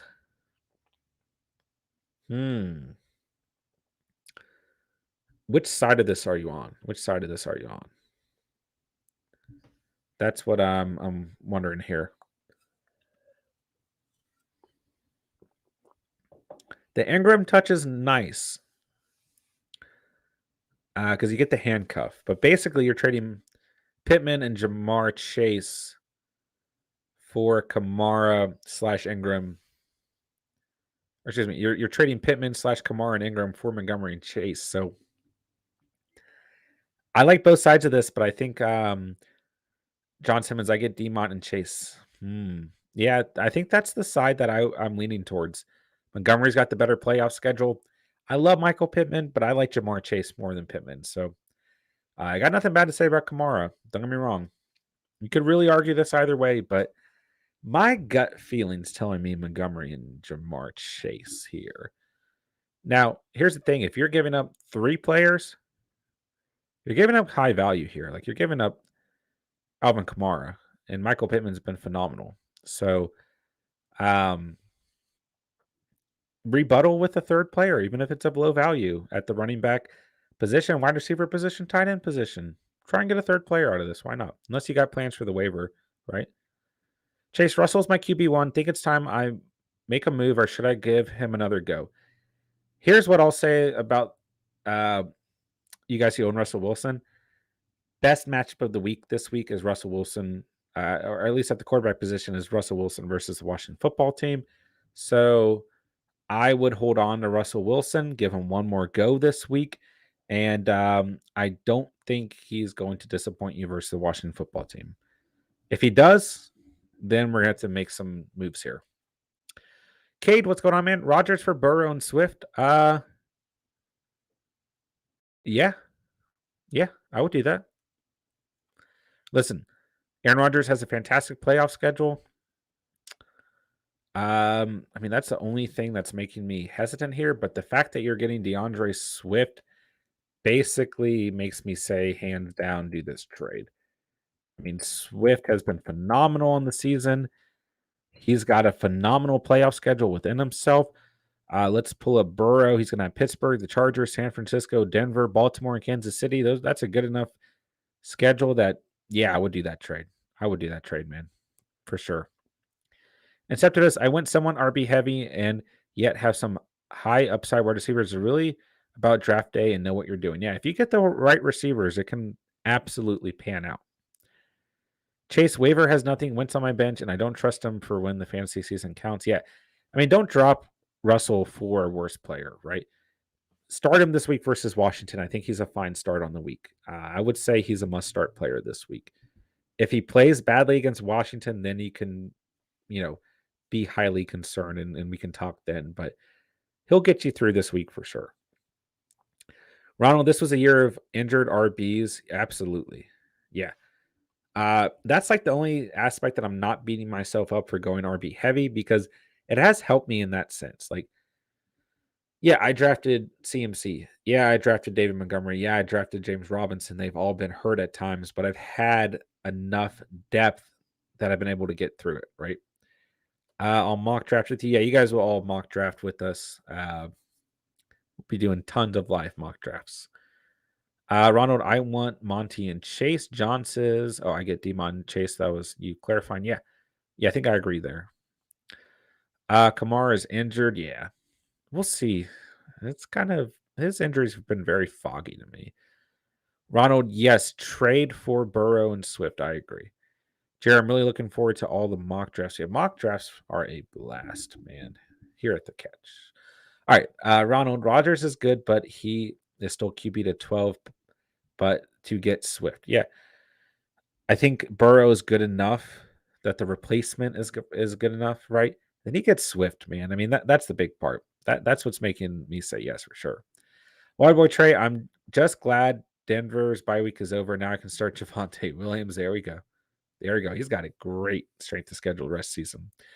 John, he said he'll throw in Kenyon Drake. So Kamara, Ingram, and Pittman for Demont Chase and Kenyon Drake. See, I like that better, right? Like Ingram, when Kamara is playing, is pretty equal to Kenyon Drake. Maybe slightly better, but pretty equal. So you guys should always, if you're doing you get offered a 3 for 2, just rebuttal and try and get a 3 for 3 and see what value you can get out of it, right? So I like that trade even more now. Yeah, I think you should do the trade. Yeah.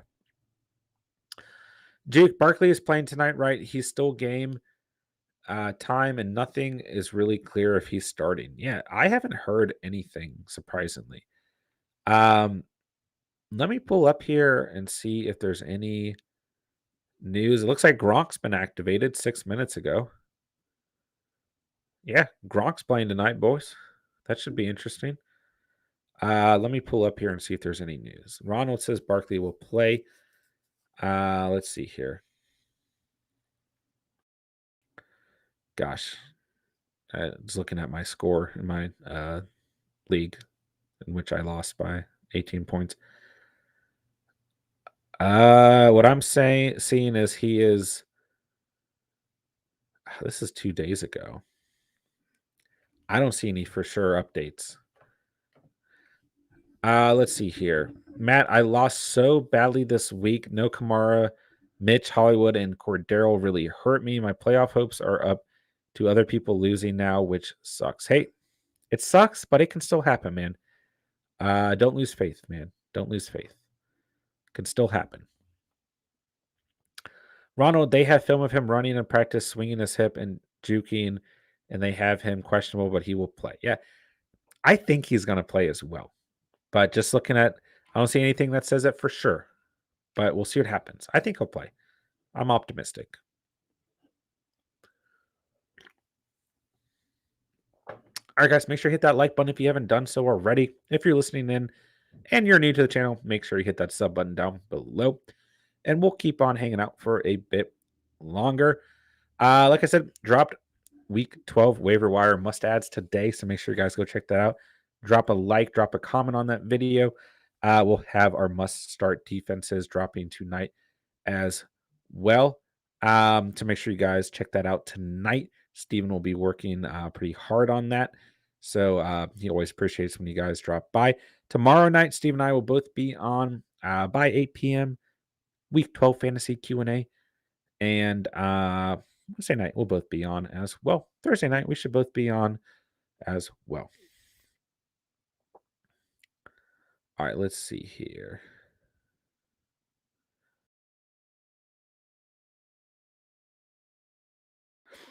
All right.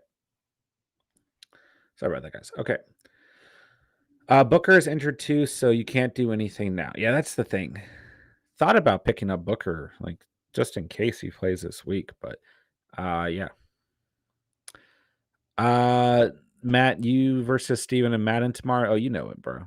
You know we have to, man. Yeah. All right, Wild Boy Trey. Someone dropped Emmanuel Sanders in my league. Should I pick him up? If you're really hurting, you can, but I don't know what consistent play we're going to get out of him at this point in the season. He got dropped in my personal league, and I was looking at him, and my decision was if he plays well versus the Colts, I'll put in a waiver for him. If he doesn't, I won't. He has become boomer bust material. Okay. You guys know that I loved Emmanuel Sanders earlier on the season, and I don't know if we can trust him at this point. So it depends on who you're going to drop for him. There might be a player on your roster that is worth dropping for him, but if you do, don't expect him to become an automatic start, right? Chase saw this on Twitter, but who would you pay 14% of the cap to, Baker or Jimmy G? Wow.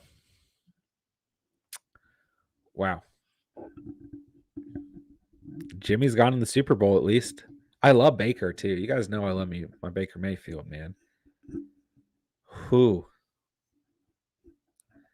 That's tough. It's tough. Part of me wants to say Baker. Part of me wants to say Jimmy G.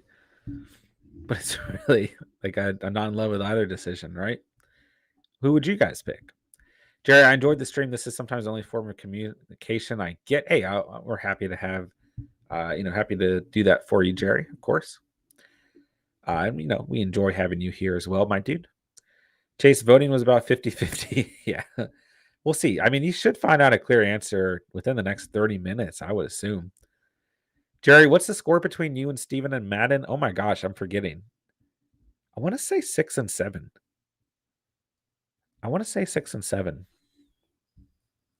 I'll have to go back and look at the last stream. I got a little convoluted last week. We'll just say that I'm up in the series. Why not? Ronald, stop trusting old ass men. Fair enough. Jerry, what happened with the Bills? Who knows? Matt, actually, technically, I didn't lose yet. Let us know, Matt.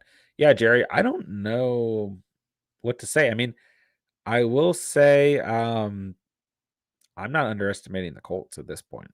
I think the Colts will make the playoffs as a wild card team. And I quite like the Colts, man. I think their defense is for real. I think that's the aspect that people are kind of, getting down on, right? Underestimating. Because really, this run game and defense is what holds that team together. Matt, down 64 points with Tony left to play. So I got this. Okay. You never know. Ronald, if Barkley drops 60, I'm good. Hey, guys. Always be optimistic. But we'll say a prayer for you guys.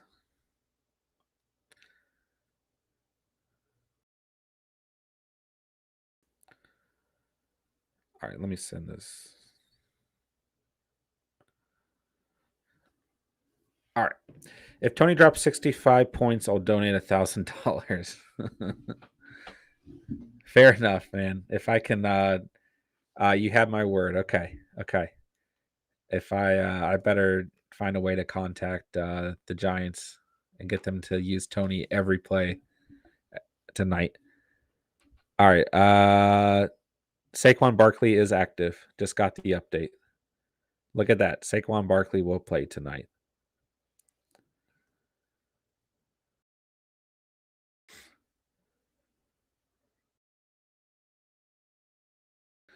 All right. Let's see here. Ronald, this guy used Hurts, Eckler, Adams, and Elijah Moore against me. Yikes. That is a lot of points.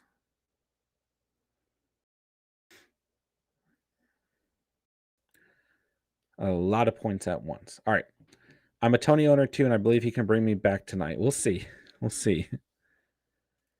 Ronald, so you're saying there's a chance? There's always a chance. Matt, serious question. Do you think they use Booker at all? Yeah, probably. Gonna be similar to like an Aaron Jones, AJ Dillon split. He dropped 165 in half PPR. Who did? or 65. Matt, he could see some goal line work. He could, yeah. I mean, he's been a good enough fill-in, Ronald. We'll see. I'm down 73 with Tony left. Ooh. Always some reason to be optimistic. Always some reason.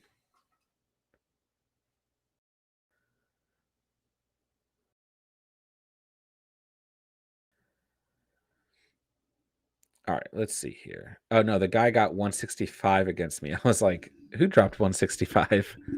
Okay, I see what you mean now. I see what you mean.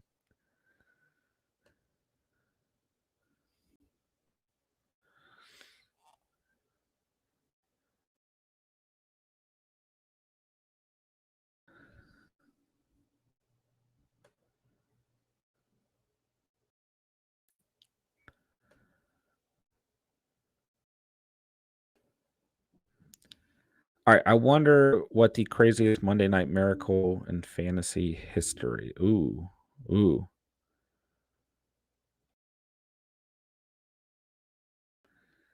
That is a good question. Oops. Christian, would you panic on DK or buy low? I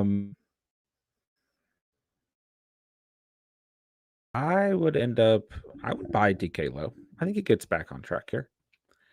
Jerry, what time are you ending the stream today? By 8 p.m. Yeah, by 8 p.m. I'm probably going to gear up some Madden and see who else comes through for the night. Might be a little bit earlier than 8, but yeah, we got a little bit longer left, man. Been a good stream so far.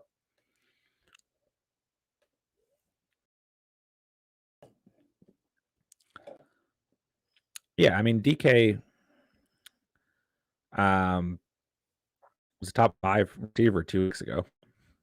So if he gets back into gear, he can easily be within the top 10. Still top 12, if I'm not mistaken. Ronald, it's a team that I lost 6 players, including Henry, so I am clinging on to third place at 7-4. And second in points, but it's been bad recently. Okay, third place gets you a ticket to the ship. That's all that matters, Ronald.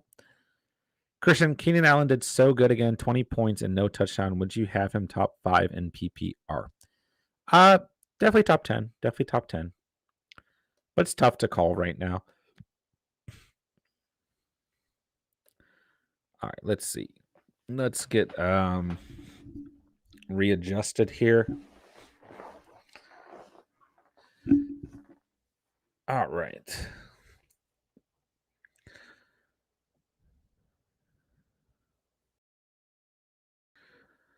Yeah, I mean, Allen's been amazing. He's been incredible, man. Like, we're not going to. Top 5 is tough, though. Top 5 is tough. Let's take a look at receivers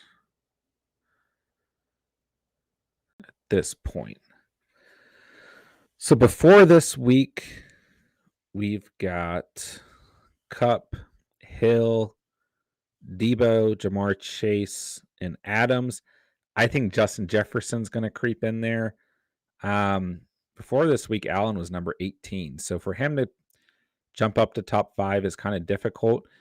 He's got some tough matchups too. But yeah, I think top 12, top 10 is pretty realistic for Allen for sure. Let's see here. My Broncos don't have a lot going this season, but I'm stoked they re-signed Patrick and Sutton this week. Yeah, Chase. You want to know why? You want to know why I think they're re-signing all of this talent at the receiver position? I think they're shopping for a potential franchise QB. Could it be Mr. Aaron Rodgers? We'll find out. I don't want to speculate. I think there might be a reason they're trying to keep some of these receivers around. That's just my tinfoil hat. What do you think about Montgomery? Because this next week I need to start him or D-Hop at flex. Ronald says him for sure. Monty is a start rest of the season. Really don't let these 7 fool you. Yeah, I would start Montgomery. He plays the Lions on Thanksgiving morning. Well, not really morning, but pretty earlier on in the day. And they are 30th against the position on the season. So I think he's a phenomenal start. Jerry, what are 3 quarterbacks you're looking at for next season? Let's see here. Jalen Hurts. Still Kyler Murray, if he's healthy. And Patrick Mahomes, because I think you're going to be able to get him at a little bit of a discounted price next year. Jalen Hurts for sure. He's going to jump up. He's going to be what Kyler Murray was in this past year's drafts. Let's see here. Ronald, I think Broncos are going to be great next year, but they're going to let Sutton go, looks like. Chase Ronald, they re-signed Sutton today. Yeah, they did re-sign him to a 4-year contract today. Ronald, Mahomes, Allen, Murray. Yeah, I like that list as well. Matt, just looked up the greatest fantasy football comeback ever, and there's an entire article on it. Someone was down 130-34 heading into Monday night with 4 players left. Oh my gosh. Could you imagine? I mean, that's the whole reason you play fantasy football, though, right? If you're down 130-34 and you win, how amazing does that feel? Ronald, oh, really nice. I did not see that. Yeah. Oh, man, this is an awful pack. I feel like we need to pick Zach Martin. Who's our right guard? Oh, we got Lane Johnson. Okay, well, there we go. Interesting pack. That's got to be the greatest feeling of all time. Oh, yeah. I could not imagine being in that position. All right, boys, let's do a draft. Play Madden for about 30 minutes or so, then we'll cap off the stream. I wish for the solo drafts there was a way to pick a more difficult player. I mean, more difficult opponent. All right. Ronald, yeah, they're going for Rodgers, seeing if they can do the Manning thing. I agree. All right, let's pick Mike Zimmer here. Matt, the players he had was Rodgers, Aaron Jones, Swift, and Hawkinson. Oh, wow. So that probably wasn't that long ago. Should I drop Matthew Stafford for Kirk Cousins and an 8-man? It depends on it if that's your only quarterback. I don't think I would, though. Ronald, I just picked up Sutton off waivers. Maybe they can make plays for him over the bye. Yeah, he got dropped in my league too, and I've been considering it. No, he didn't. I'm sorry. I'm thinking of Marvin Jones. Who I'm also considering. Matt, hey, I'd feel confident with those 4. Yeah, even in today's game. Yeah. Jerry, who had the highest score in fantasy game? It depends on how far back you want to go. I feel like the night Peyton Manning threw for 6 touchdowns or whatever it was, that's got to be one of them. And LaDainian Tomlinson probably has one. Jonathan Taylor's got to be up there, though, right, with what he did yesterday. I feel like it just depends on how far back you go, right? I was starting to worry about everyone else getting signed. Yeah. Do you know any of the apps that do fantasy football just for playoffs, like a new draft and all? Any app should do it. If you want to start a league, any app should be able to do it for you. I don't want Marvin Jones. I would take LaVisca. I told you he gets his role back. Visca is now Agnew. Yeah, I didn't get to watch too much of that game, so I'm not really sure how that shaped out. But no, I don't want Marvin Jones either. Yeah, I'm with you there. Let's go ahead. Oh, we got a pretty good. We got Poyer. Let's just pick up a corner while we can. Let's pick up Frank Clark. Jerry, yeah, I'm sure you can set that up. Matt, most ever, and Kamara is second. Wow. Really? Oh, Jerry, it was Clinton Portis. Really? Clinton Portis. Let's go. He made the news recently for not great things. Visco is not wide anymore. Oh, wow. Interesting, Ronald. There you go. Good call. All right, who's the fastest back? I'm going to pick Miles Sanders in honor of Ronald. All right, Ben Power. Oh, we got to get Darius Leonard. Let's go.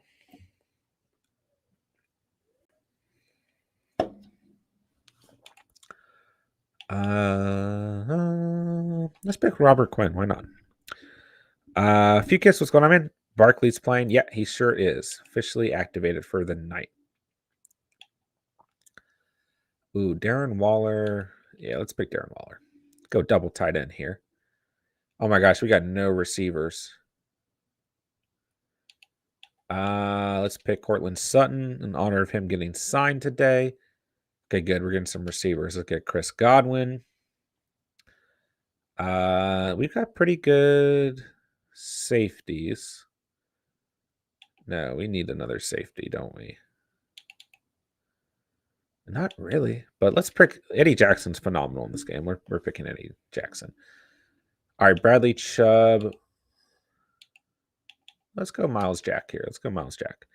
Anyone take a guess at the highest scoring quarterback in a game? I want to say it's Manning. Oh, is it Tony Romo? That game between Manning and Romo? Why do I feel like that's on the list somewhere?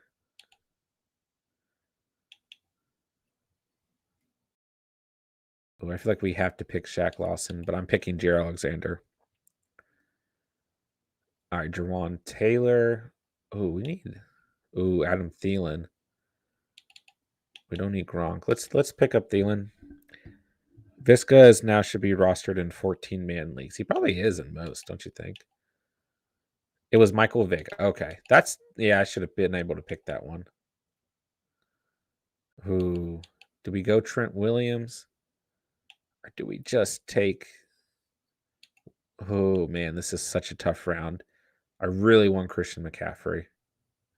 But is he going to be of use if we have no O-line? We have no O-linemen, and he just can't. You got to have linemen the way this game works. Wow, that really pained me. I have so many Vic jerseys. I wish I had a Vic jersey, bro. I do. All right, our D-line kind of sucks. So let's pick Myles Garrett. I have all the Falcons and Eagles ones. There you go. All right, I feel like this team we just drafted is not very good. Oh, wait, I stand corrected on the Clinton Portis. Uh-oh. Let's go, Matt. Tell us who it is.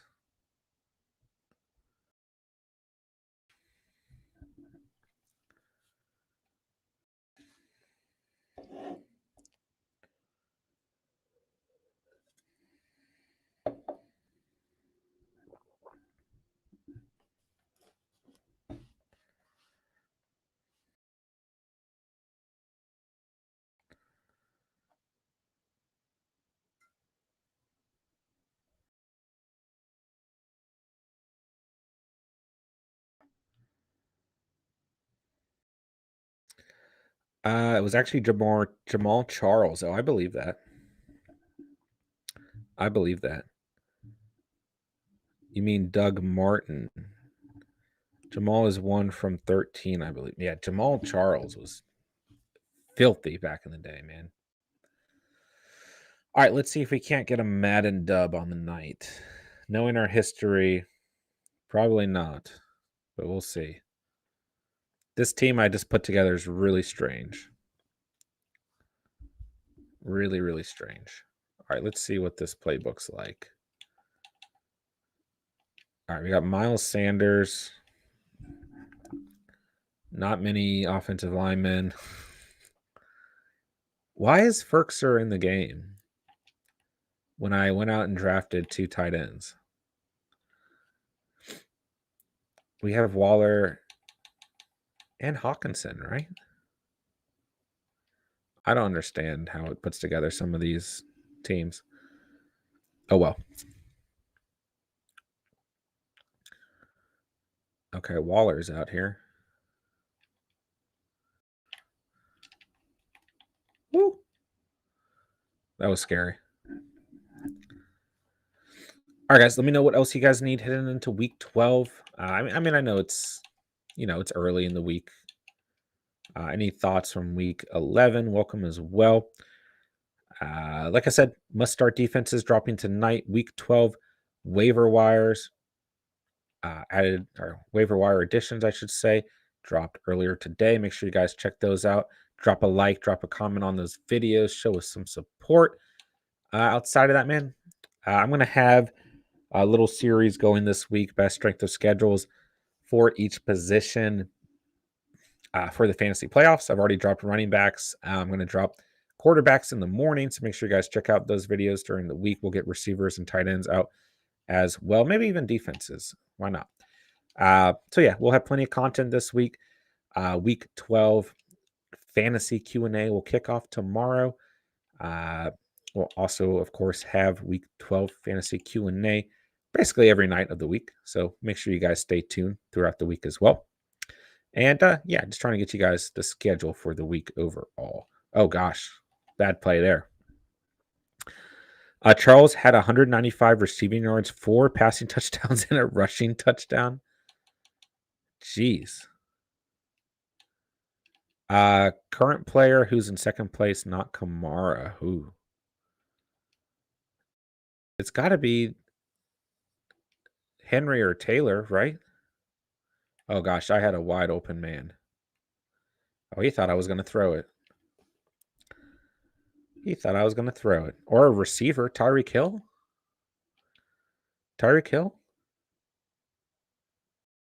Am I going crazy? Oh, what did I just do?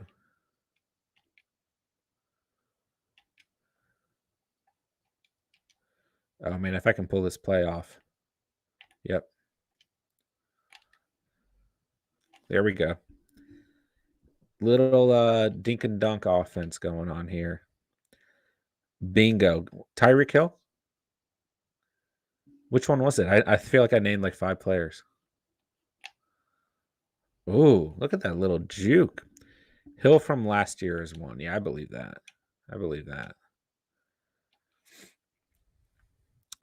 Western Goods, what's going on, man? Hope you're doing fantastic tonight. Thanks for coming out to the stream. I rolled the dice on Cam over Cousins, and they both did well. Oh, I did not mean to throw that. Was that a touchdown? Oh my gosh. Looking forward to week 12. Who should I play? Cam, Cousins, or Stafford? I like all these guys. Cam's got the Dolphins. Okay, so I don't mind him. I don't hate Kirk Cousins this week, and I don't hate Matthew Stafford as well. Definitely good options to choose from, man. Where's your headspace at?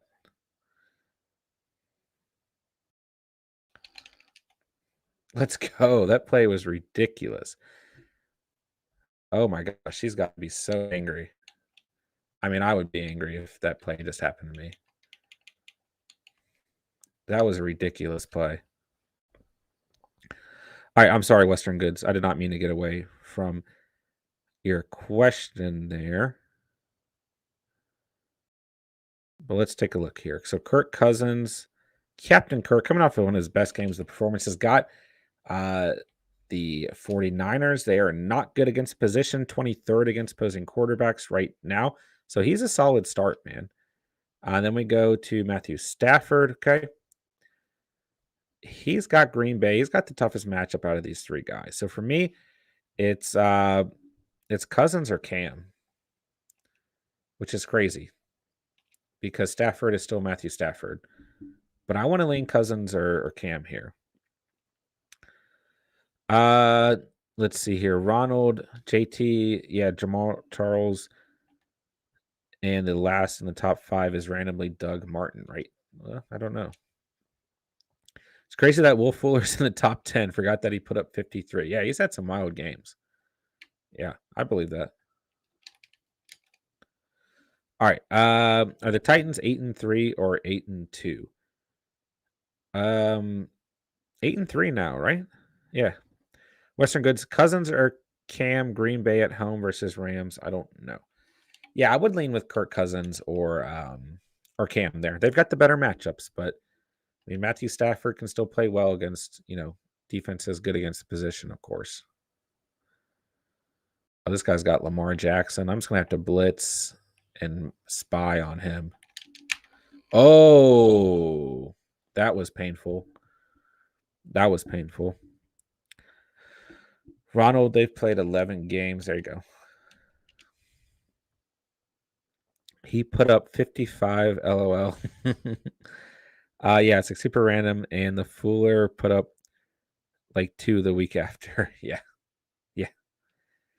Yeah, Western Goods. I think you look at the matchups there. I think you look at the matchups. All right, let's see if we can't get. I'd like to go. We'll just run outside. Why not? Oh. All right. I feel pretty good about this this team so far. I thought it was going to be a pretty bad team overall.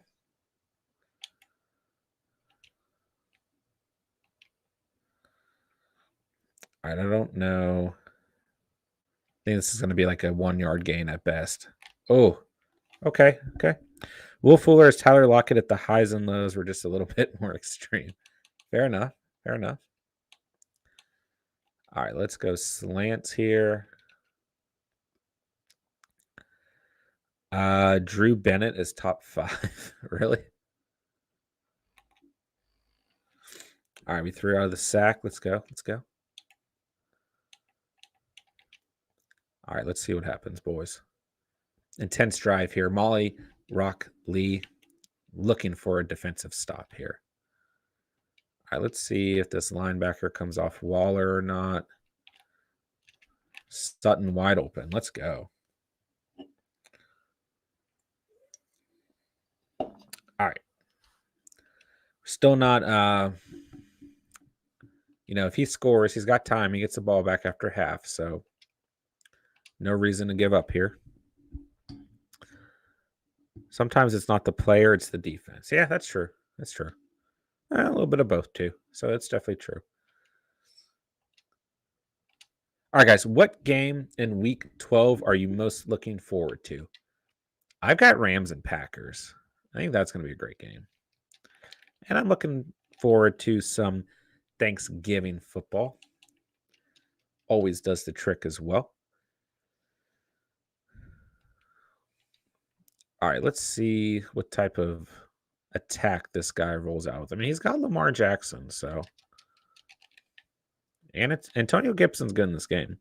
Even Henry's breakout game where he got over 200 and became Derrick Henry was only like 39. Fair enough.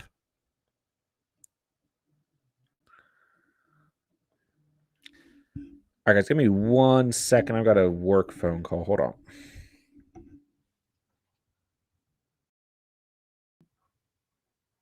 Hello? What's up, man?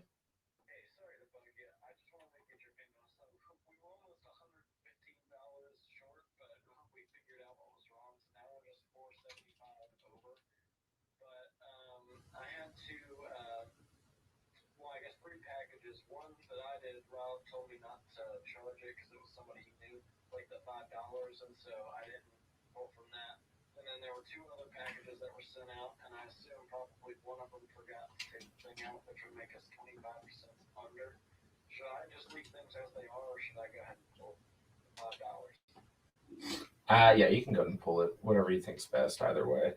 All right, cool. Sounds good. I just wanted to check and be sure with you. I'm trying to call John first. He was actually here today, but he didn't answer. So no worries.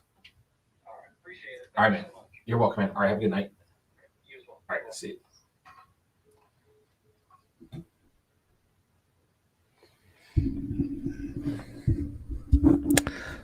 Okay, guys, we are back.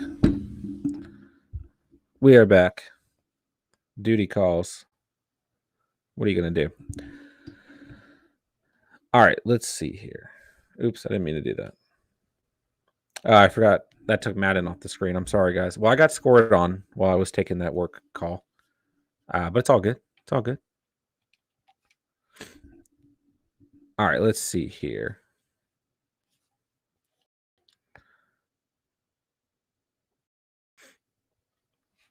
Fantasy used to be different. 20 points only happened a couple times a year, and now scrubs are doing it. Yeah, that's true too. I've been looking forward to this matchup all season. Oh, me and you, Jerry? I think you're going to destroy me, dude. My team is not in a good place right now. I think that you will probably destroy me. Answer the work call on the stream. Well, I did, technically.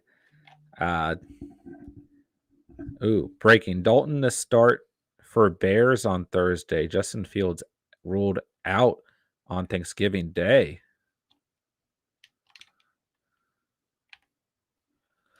There you guys go. Andy Dalton getting the start.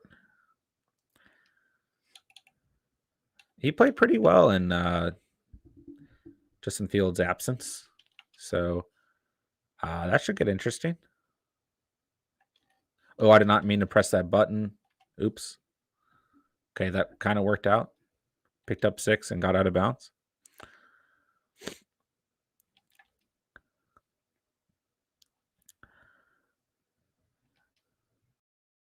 Yeah, Jerry, I think you're probably going to destroy me. Just being honest. LeBron's brain, would you trade CMC for Kamara and Hopkins? I don't think I personally would, no. I don't think I would.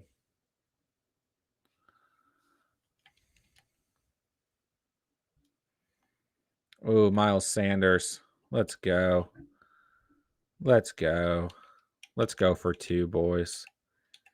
I mean, it's not the worst trade, LeBron's, but I think I'd hold on to the upside of CMC, although he's relatively similar to Kamara in terms of potential upside, but I think I'd hold on to those 2. I mean, CMC. Wow, did I really just... What just happened? It said the 2-pointer was good, but it... Oh, yeah, it gave me it. But why did it say timeout? That was so weird. Dude, I made some plays this game. Holy cow. What are you hoping for? Oh, my God, that almost didn't... Okay, well, he's hoping to be a touchback, but that almost wasn't a touchback. Yeah, I just think, personally, I'd hold on to CMC there. Where's your headspace at, LeBron's? Let me know. All right, I chose a blitz, but I probably shouldn't blitz here. I'm going to use Frank Clark to cover this. Oh, it's not a tight end. Oh, it is a tight end. Ooh, that was close. Good play. Good play. That was close, though. CMC, Judy for Diggs and Kamara. Now, that's a little bit spicy. That's something I would probably consider a lot more heavily. That one's kind of hard to ignore. That one I would definitely take a shot on. That trade I like a lot more if you're getting the Diggs and Kamara side of things.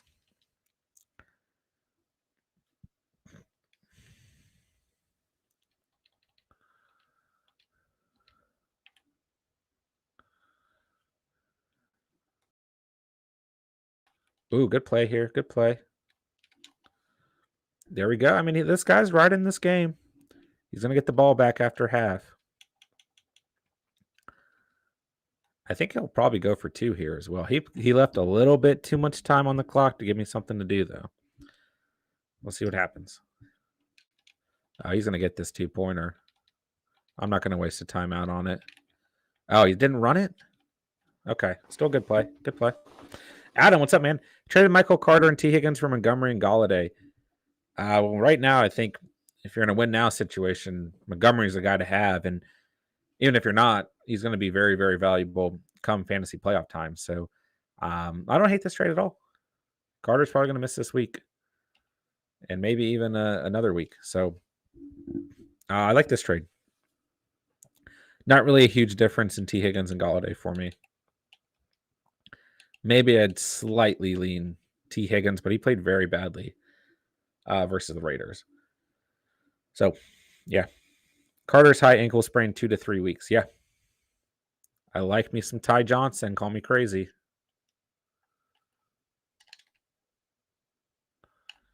Good little play here. All right, I can't call that play. I got to go for more of like a mediocre gain here. Let's try and find Thielen or Godwin on this slant route.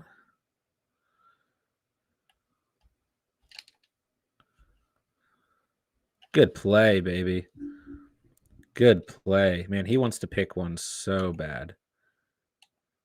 And he might. He might. You're crazy. I like Ty Johnson while Carter, or not crazy. Yeah, I've liked Ty Johnson all season too. I own him in my personal league, primary league.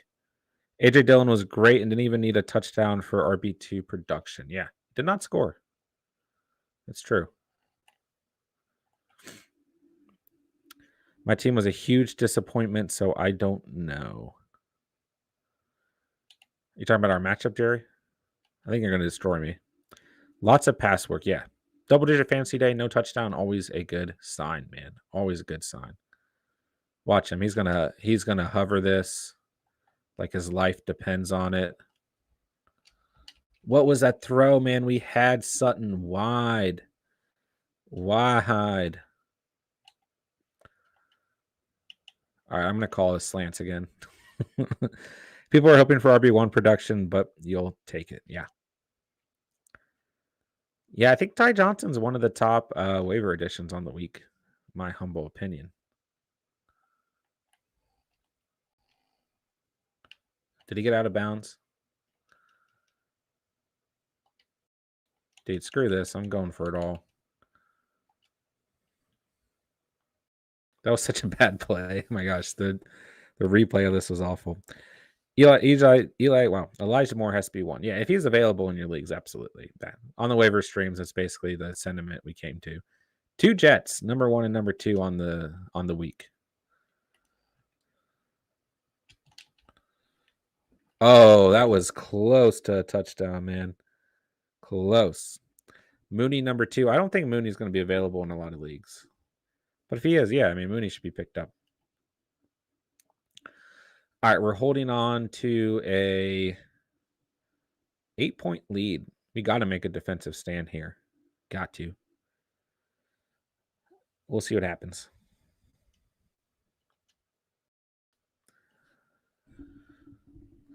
Kicking it off.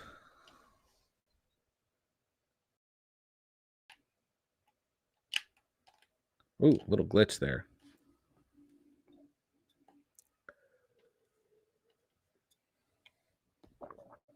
All right, boys. What are you guys eating for dinner? I don't know what I'm going to eat. I dropped by Ayuk for Mooney in 2 leagues, so that was bittersweet. They're both great, man. They're both great. Don't upset yourself too much there. Look at that tackle by Robert Quinn. Maybe not great, but in terms of where they're at in the season, they're pretty similar, actually. What's the most memorable fantasy experience you've had? You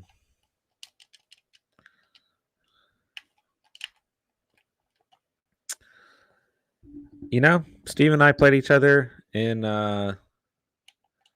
fantasy championship 2 years ago, and that was just fun. He beat me. Just fun, though. Still rather have Mooney. He has been more consistent. Yeah, for sure. Whoa. Oh, come on, guys. What was that? What was that tackle, man? Mine was last year down 81 by 2 with Lockett and Russ. Most insane game I've seen. Wow. Wow, that is wild. I had my best record ever is 15-1 in fantasy. Wait, no, that wouldn't make sense. There's a year I only lost 1 game. Then I lost in the second round of what round of playoffs was I in? Anyways, when I lost in the playoffs, I lost by 2 points, and Devonta Freeman had a fumble at the 1-yard line, and I owned him. And if his offensive lineman picked it up and scored, and if he had scored on that play, or if he hadn't fumbled, I would have won.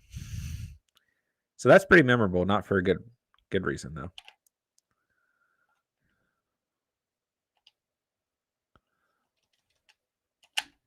Man, I'm trying to force him to throw a pick. Ronald, the one I remember, not positive, but I remember his championship game. AJ Green needs 1 point, and I win my first championship. Gets injured in pregame and doesn't score a point. Adam says, wow. Yeah, wow is an understatement there. That's insane, man. Oh, man, I called that route too. Just stood there. Jerry, I lost 3 games last season in my first season of fantasy football. Now my team is the worst in the league.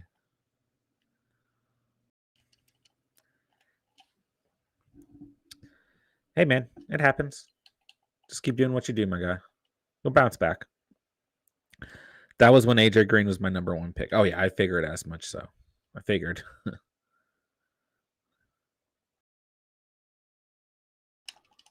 Whoa, Justin Simmons, what are you doing, man? How do you not pick that? He was a beast back then. Yeah, I mean, he's been fantastic at points in his career for sure.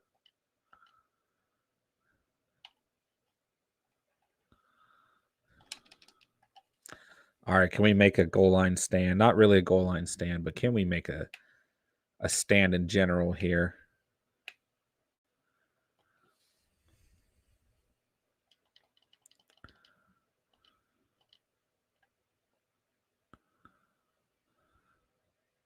This is kind of scary. I don't know why. It's calling an audible. Good play.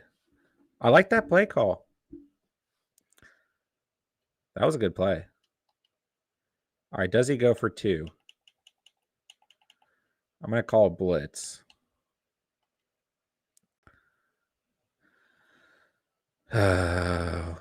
We always let these games slip away.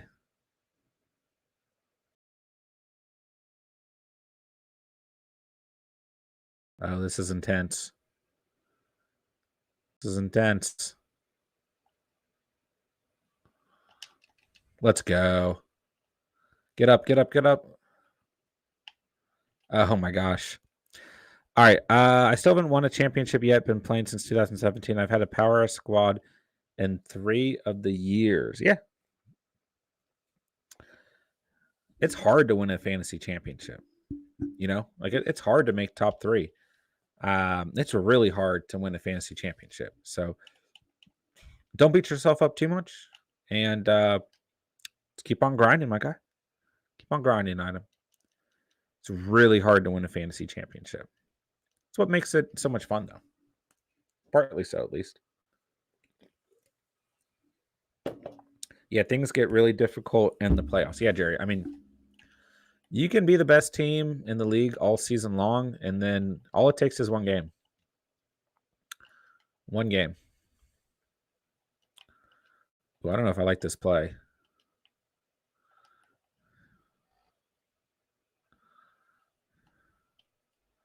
Ooh, that was scary. I need 6 points from Saquon Barkley, says James. Yeah, that will probably happen.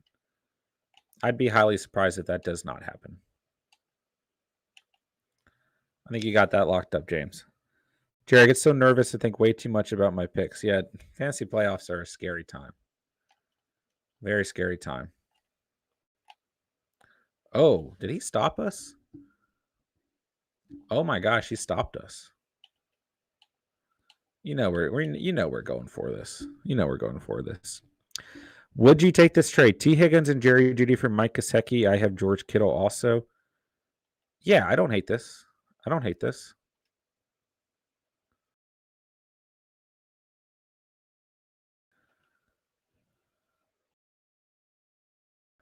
Oh, did someone jump off sides? Are you kidding me? Oh my gosh. I don't know what this new thing is where your players jump off sides if you call too many audibles. Aiden, I don't hate that trade if you have good receiver depth and receivers that you believe in. Oh my gosh, I just did him dirty on this play. I just did him dirty. Danced on him. Everything. Got tackled. If I make it to the playoffs in the catch family, I'm going to have to message you about my picks. Too many people would see my secrets. You can always hit me up, Jerry. You know that, my dude. You know it. All right, I feel like this guy's really going to win. Really want to win. This has been a good game.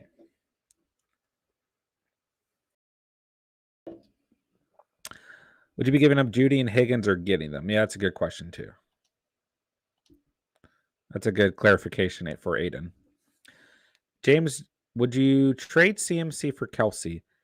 I mean, technically, it's good trade value. Technically. But I think I'd lean CMC here. Who's your tight end, I guess, would be the next question I would ask. But I think I just keep CMC because he'll do plenty of CMC things on the season.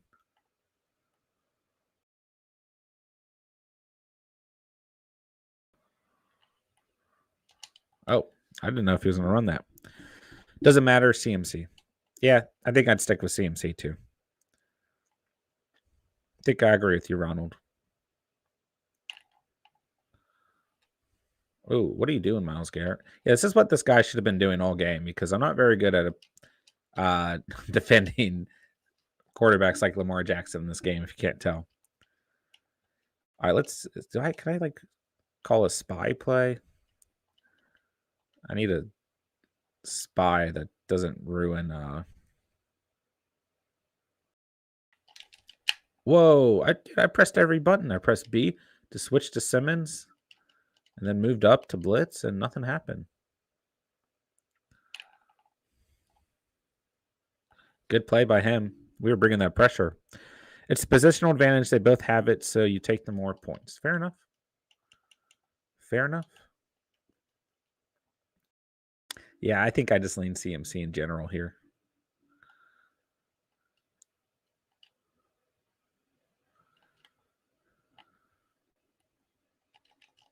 Let's go. Myles Garrett with the pass deflection on Cooper Kupp.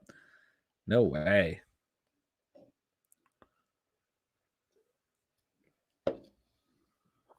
It's been a good game. No, we don't return kicks. We don't return kicks. All right, where's this one? I really like let's call a fullback dive, actually. Why not? I have Noah Fant, but I would be able to use Kelsey for my flex.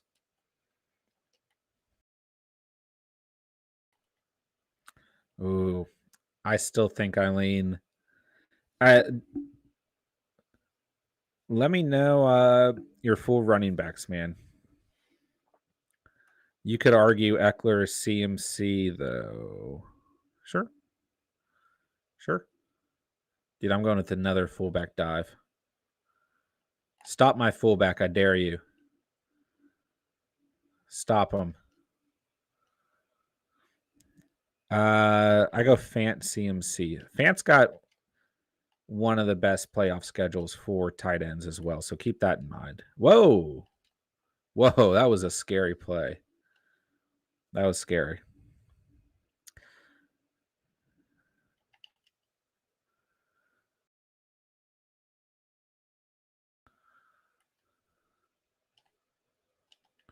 I went out of bounds. Did he catch that? Okay, good. He caught that.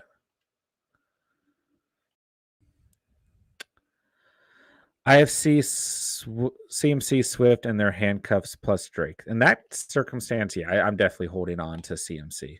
Definitely. Oh my gosh, my fullback is insane. He's not even taking a timeout after that play. I'm looking forward to talking about our matchup tomorrow with Steven. Oh, is that in reference to what you get if you beat me? This guy really just quit on me. He really quit. He couldn't take the fullback dive, man. He wasn't out of that game. Okay. You get one turnover, you win. All right, we'll play. I hate when it like processes a game.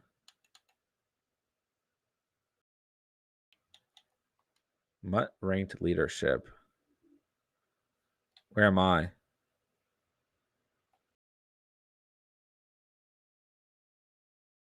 I'm not in the top 100. I'm just kidding.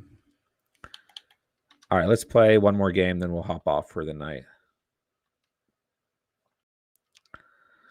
I would not even consider the trade. I drafted Kelsey 6th and 7th this year. Yeah, James, I think holding on to CMC and Swift, I mean, especially, yeah, I don't think you have enough running back depth to consider the trade at all. So I would stay away. And Fant's got some really good matchups on the rest of the season, especially in the playoffs. So I would hold on to CMC there.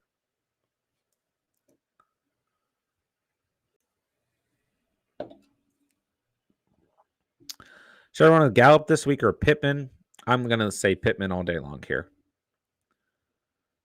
No offense to Gallup, but I'm going to lean Pittman for sure. I'll tell Steven I'm looking forward to receiving the Polaroid picture of him. Yeah, that's what I figured. Ooh, is that my team? No, that's not my team. That's my team. 2 defensive squads here. Fant is he tied in my third where I don't have Kelsey and Goodert, of course. Shout out to Goodert. I like Gallup, though, so he might be your flex. Yeah, he's not a bad flex. But I think Pittman's still the better pick there. All right, let's see if we can't get a second dub here. Played pretty well that last game. Dude, I got to do more of these fullback dives. That was really messing with that guy's head.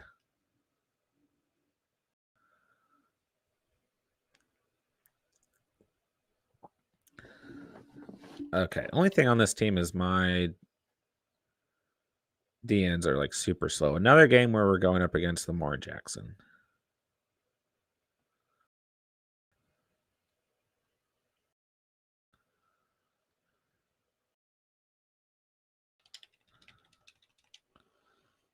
And I don't think that's going to count because he was,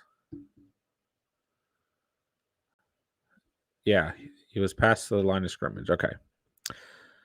Pittman's going to be like 15, where Gallup will be 20 to 25, I guess. Fair enough. My team is not looking good for a matchup. I definitely have to take a look at the waivers. Yeah. When I looked at it earlier, Jerry had said you had like a 5% chance of winning, but you have players on bye and things like that. So who knows, man? My team's been performing awful lately. So I think you definitely have a shot, my dude. Dude, does this guy just have like all. What is my safety doing? He didn't even throw it? Are you kidding me? Dude, playing against Lamar is so hard in this game. I don't like this defense. I feel like he's going to. Okay. Whoa. We had like 4 defenders over there. What are you doing? Oh, he was ready for that tackle. Gallup is a wide receiver 1 in Dallas this week. I think he's good for 11 to 15 points. I hope so, man. I really do. Being that I own him and I need him to show up. It's a pretty good matchup, right? They've got Las Vegas. Las Vegas has been surprisingly good against opposing receivers, but I still like this matchup. Yeah. True, no Cooper or Lamb probably for the game. Yeah. Oh, wow. This is not the play that I thought it was. Holy cow. He would have to score for that, but he is the top target. Yeah. We've seen backup wide receivers do okay. Yeah, it's weird. The Raiders have been good against receivers, which just doesn't make sense. But they statistically have been. I like Gallup this week, though. But I like Pittman a little bit more. A little bit more proven on the year, right? Get off me. I'm Adam Thielen. Fullback run time. Let's go.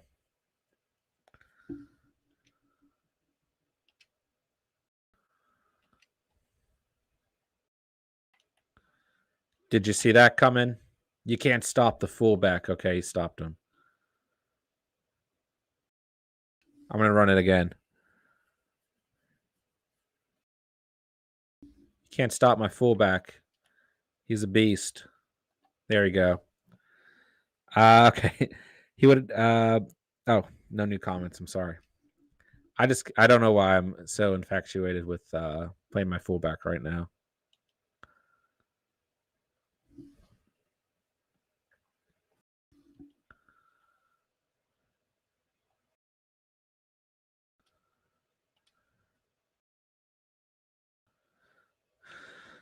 All right, guys, let me know, what game are you looking forward to the most in week 12? What are you guys eating for Thanksgiving? I got to know. Anything out of the ordinary you guys eat on Thanksgiving? What dessert do you eat on Thanksgiving? These are the important questions we must answer in tonight's stream.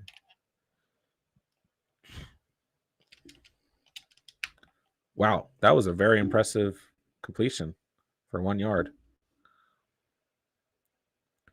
You think Gaskin will have a good game again? No, I do not.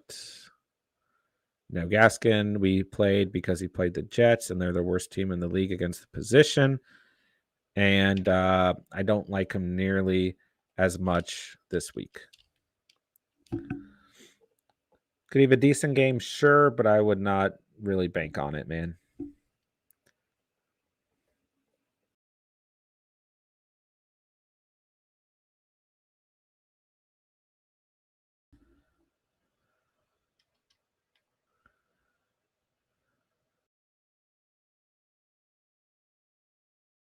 Oh, he had Cooper deep. Making some plays here, making some plays. All right, this nickel formation is not working. Smoked turkey and honey ham, my favorite. Honey ham is where it's at. You got to have ham. Ham very underrated on Thanksgiving Day, man. Ham is a good call. And honey ham at that. All right, let's see what this guy's going to piece together here. Putting together a much better drive so far. Ooh, we got to force a turnover again. I'm not a fan of mac and cheese nor mashed potatoes. Jerry, no. I'm a sides guy. I got to have my sides. Got to have my mac and cheese and taters, man.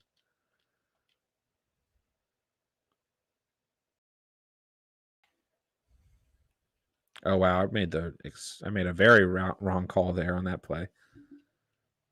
How many running backs does this guy have?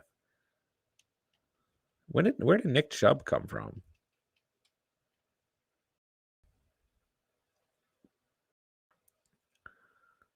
Wasn't he using J.K. Dobbins? Why would he have Dobbins in over Chubb? Is this guy about to quit? What's he doing? Is he putting in Chubb over Dobbins?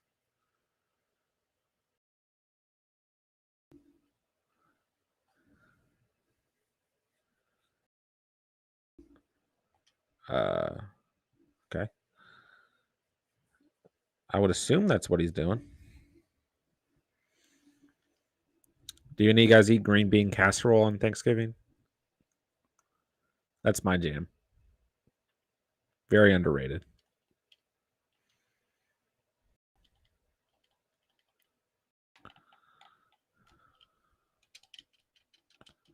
Good tackle, boys. Good tackle.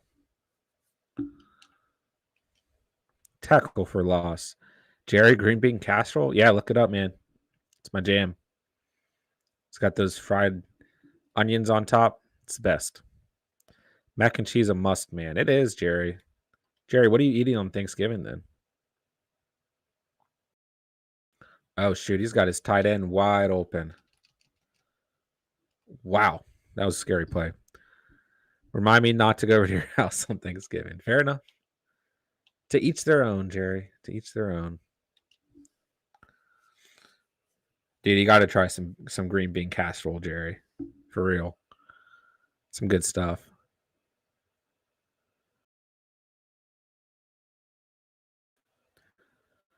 All right. Okay, this play call feels sketchy. calling the same play. Yeah, he called the same play. Cade, got a situation. Have Taylor and Monty have a tough matchup on Taylor's bye. Backups are Moss, Pollard, and Foreman.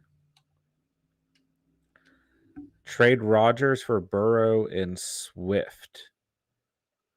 Are you receiving Burrow and Swift? If you're receiving Burrow and Swift, this is the second time we got this trade tonight. Yes, you should do this. I love Rodgers the rest of the year. He's got a great playoff schedule, but Burrow is good enough, man. He's very close in rankings, although Rodgers will go up a little bit after this past performance, but Burrow's got a pretty favorable schedule for the remainder of the year. So, yeah, you're getting Burrow and Swift. Yeah, I would do this trade, absolutely. Yeah, absolutely, man. I think this is a great trade. I think this is a very, very good trade. Kind of crazy that we've gotten the same trade twice tonight. But yes, I think you should do this trade all day long.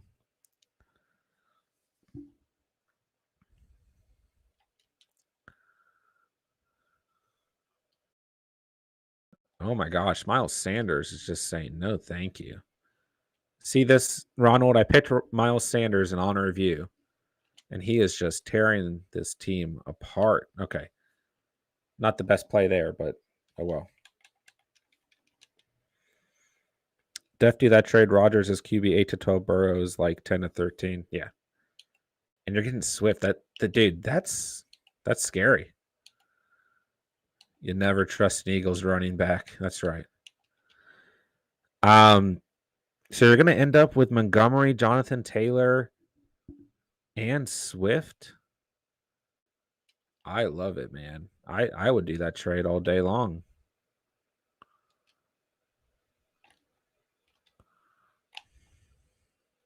I would do it all day long. I mean, let me know where your headspace is at, man, but I love that trade.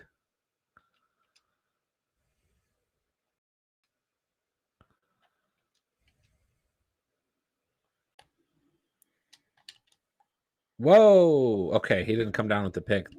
I challenged him there. So that was kind of scary. Without hesitation. Yeah. I would do it right away. Would you trade Gibson and Gallup for Henderson and Ayuk? Yes. I would lean the Henderson side there. He's got, I mean, you can trust Henderson far more, right? He's got a great playoff schedule. I would argue that Gallup and Ayuk at times are relatively similar. So I would do it for the running back value, if anything. I just don't trust Gibson is the main thing here. Bears or Texans for my defense.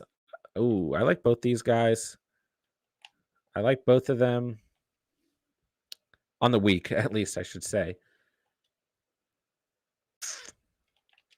I think that they both have a pretty similar floor and a pretty similar ceiling at the same time, though.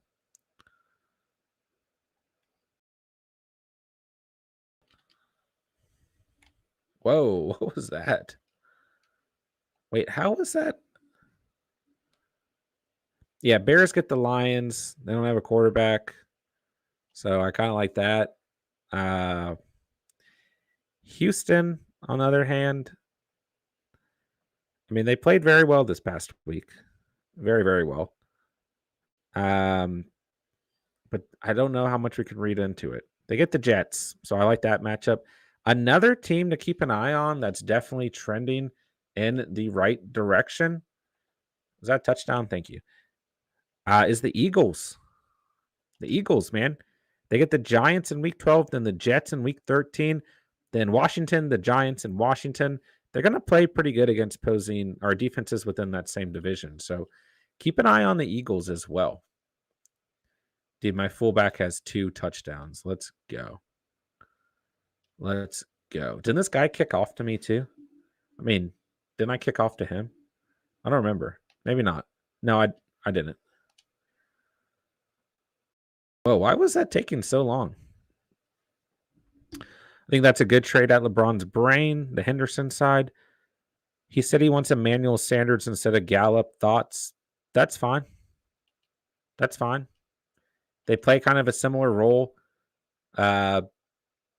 within their offenses. It's like a wide receiver 3. That's worse for him, no. For this week it is, because Gallup's going to be a wide receiver 1 this week. So yeah, I would do that. That's fine. Eagles are running more, which is great for defenses, allows them to rest. Yeah. Eagles defense looking pretty good. Their corners as well are playing phenomenal. Oh gosh, speaking of corners, I just messed up this play. Whoa, that was scary.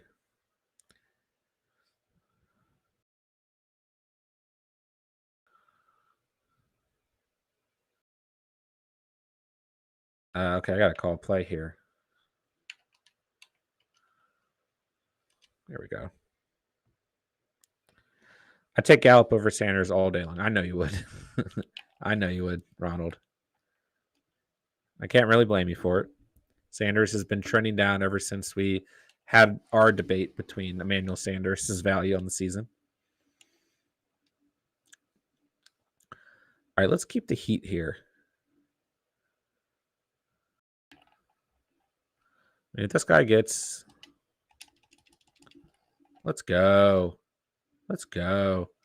Let's say if he gets a field goal, he's in actually a decent position.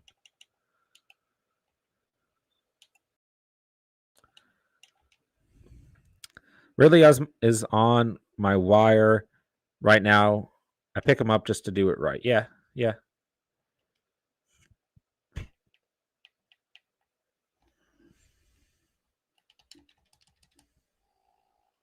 Yeah, why not? Not just to do it because he has top 5 wide receiver upside and be stored on IR. Yeah, put him on your IR. I know top 5 really, but top 15 for sure.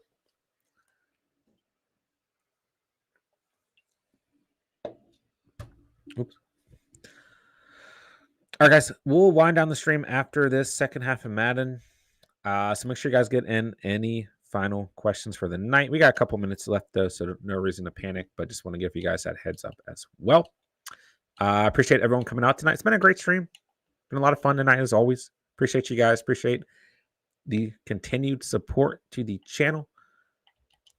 And let's see if we can't continue. Oh, gosh. Miles Sanders just balling for us. If he comes back clear, hit it on a team that wanted to pass, and we'll give him 12 to 15 targets. Yeah, his upside is top 5. I'm still going to go closer to top 10 at best. He may not be wide receiver 5, but that is his upside.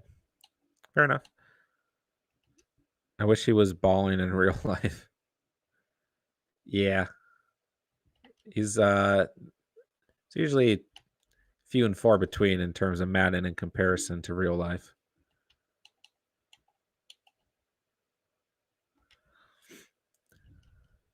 All right, you guys excited for Monday Night Football tonight? We got the Bucks and the Giants. Man, this guy just cannot stop the run game. Dude, don't I have... Oh, no. I don't have a backup running back. Never mind.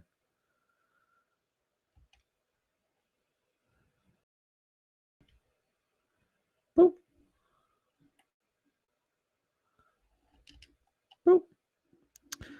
I'm in need of a wide receiver 2 and a flex for our matchup. Jerry, am I supposed to give you advice? You should pick up Allen Robinson. I'll talk about my waiver choices in tomorrow's stream. I'm just kidding, Jerry. I will help you out to the best of your ability.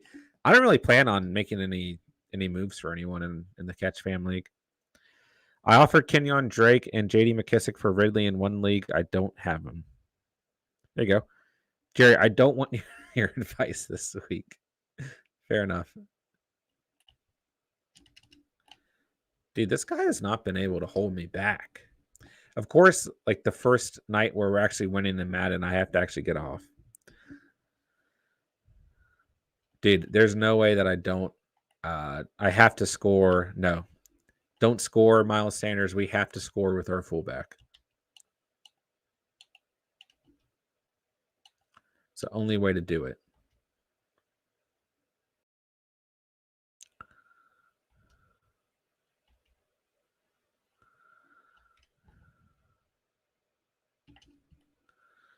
Fullback time. Oh my gosh, ridiculous. Ridiculous.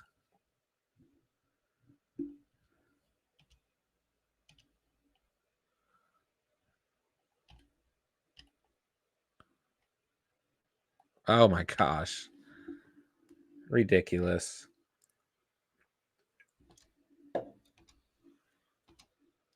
He didn't see that coming. Jerry, I'll give you advice right in front of him. After the loss last week, I need to head back to the board and rethink my game plan. Coming back with vengeance. Sorry, had to be at you, John. No worries, my dude. No worries. I'd be happy if you won, my guy. So are we all in as CH as RB2 in some leagues? Yeah, definitely in deeper leagues. We got to watch this usage, but Williams really didn't get used. I mean, of course, the Chiefs are continuing to be just a frustrating backfield. Whoa, what was that, Poyer? Why didn't you go for the pick? I must admit I'm higher on CH. He is a high RB2 prop. Yeah, he looked to be heavily utilized within that game, man. And he looked good, too.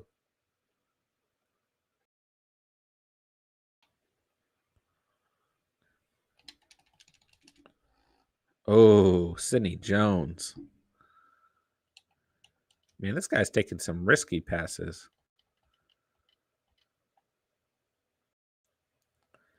Keeps like calling this audible with Waller. Good catch by Lamb there, man. Good catch. That keeps you in the fight here. Fourth quarter it is. All right, guys, make sure you hit that like button if you haven't done so already. I'm sure everyone listening in at this point is already part of the Catch fam, but if not, hit that sub button down below, become part of the Catch fam. Make sure you guys got the notification bell on so you never miss an upload or stream. Ooh, good catch. Must start defenses dropping tonight. Must start waiver wire came out earlier today. Make sure you guys check out those videos. We'll have some content dropping in the morning this week. And of course, we'll both be on, Steven and myself, probably at 8 p.m. tomorrow, realistically. And we'll be on Wednesday night at 8 p.m. Thursday night, we might start a little bit later just because of the game. But yeah, got plenty of content for you guys coming this week. Get you guys ready for week 12. Clay, should I start Gronk today? Who would you be starting over him would be my question. Ingram? Yeah, I don't have a problem with starting Gronk today. I don't. Road to 500 came much sooner than expected. Yeah, I'm hoping so, man. I'm hoping so. We'll see, man. We'll see. Still got a little bit to go. We'll definitely do something special for 500 subscribers and all of that as well. But I appreciate that shout out, Jerry. It's been a wild ride and plenty left to go.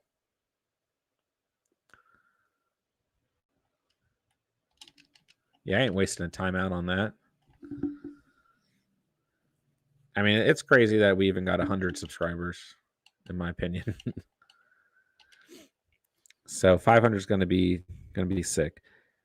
Clay, it's either Gronk or Evan Ingram. If Gronk's truly healthy, then it's Gronk, no question, right? But this is technically a good matchup for Ingram. I think they both have good floors this week, but Gronk's probably going to offer you the higher ceiling.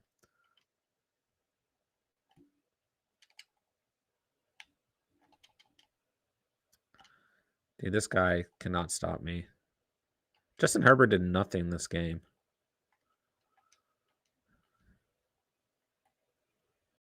Miles Sanders. Oh, tackled from behind. Who do you think you should start, Clay?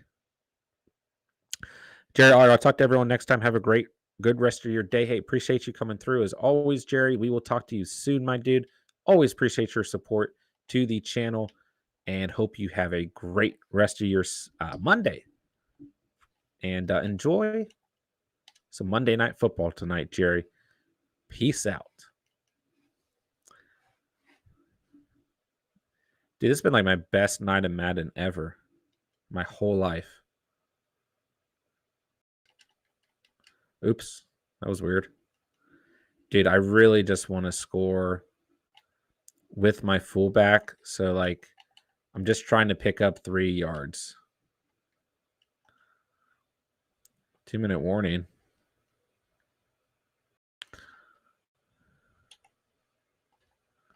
Halfback smash it is.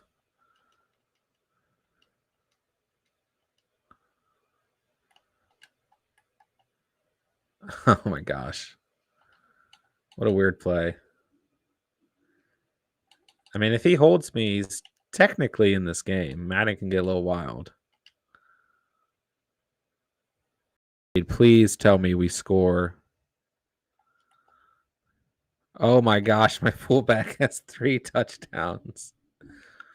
How angry are you if you get scored on 3 times by a fullback?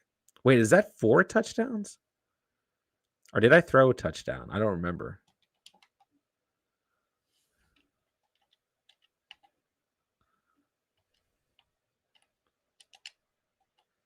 Wow. It's a good game.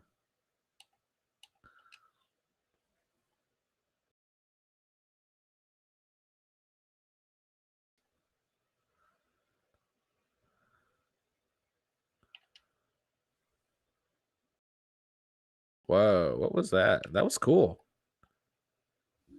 Kudos to this guy for sticking this game out and for doing that cool little lateral there.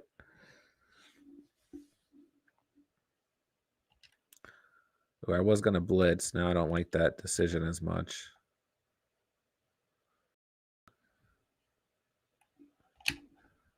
Let's go.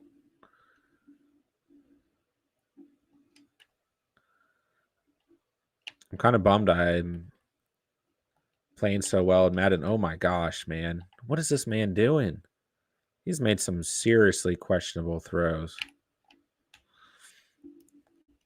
Is he going to quit? If he sticks this out, now he quit. I don't really blame him. I'm not gonna lie. I mean, that was one of our best performances on the stream ever.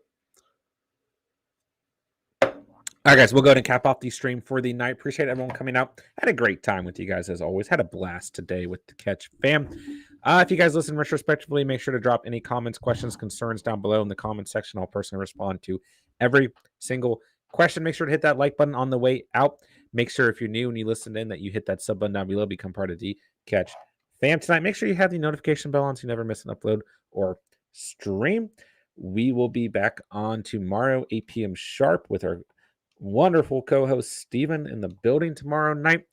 We'll be dropping must-start defenses tonight, so make sure you guys check that out. Go drop a like, go drop a comment for Steven. He works really hard on those videos.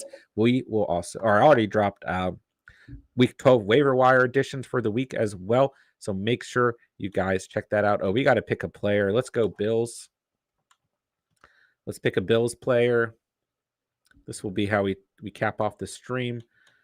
And we got no one. No one. Yikes. All right, nothing cool there. We got some daily coins. Let's go.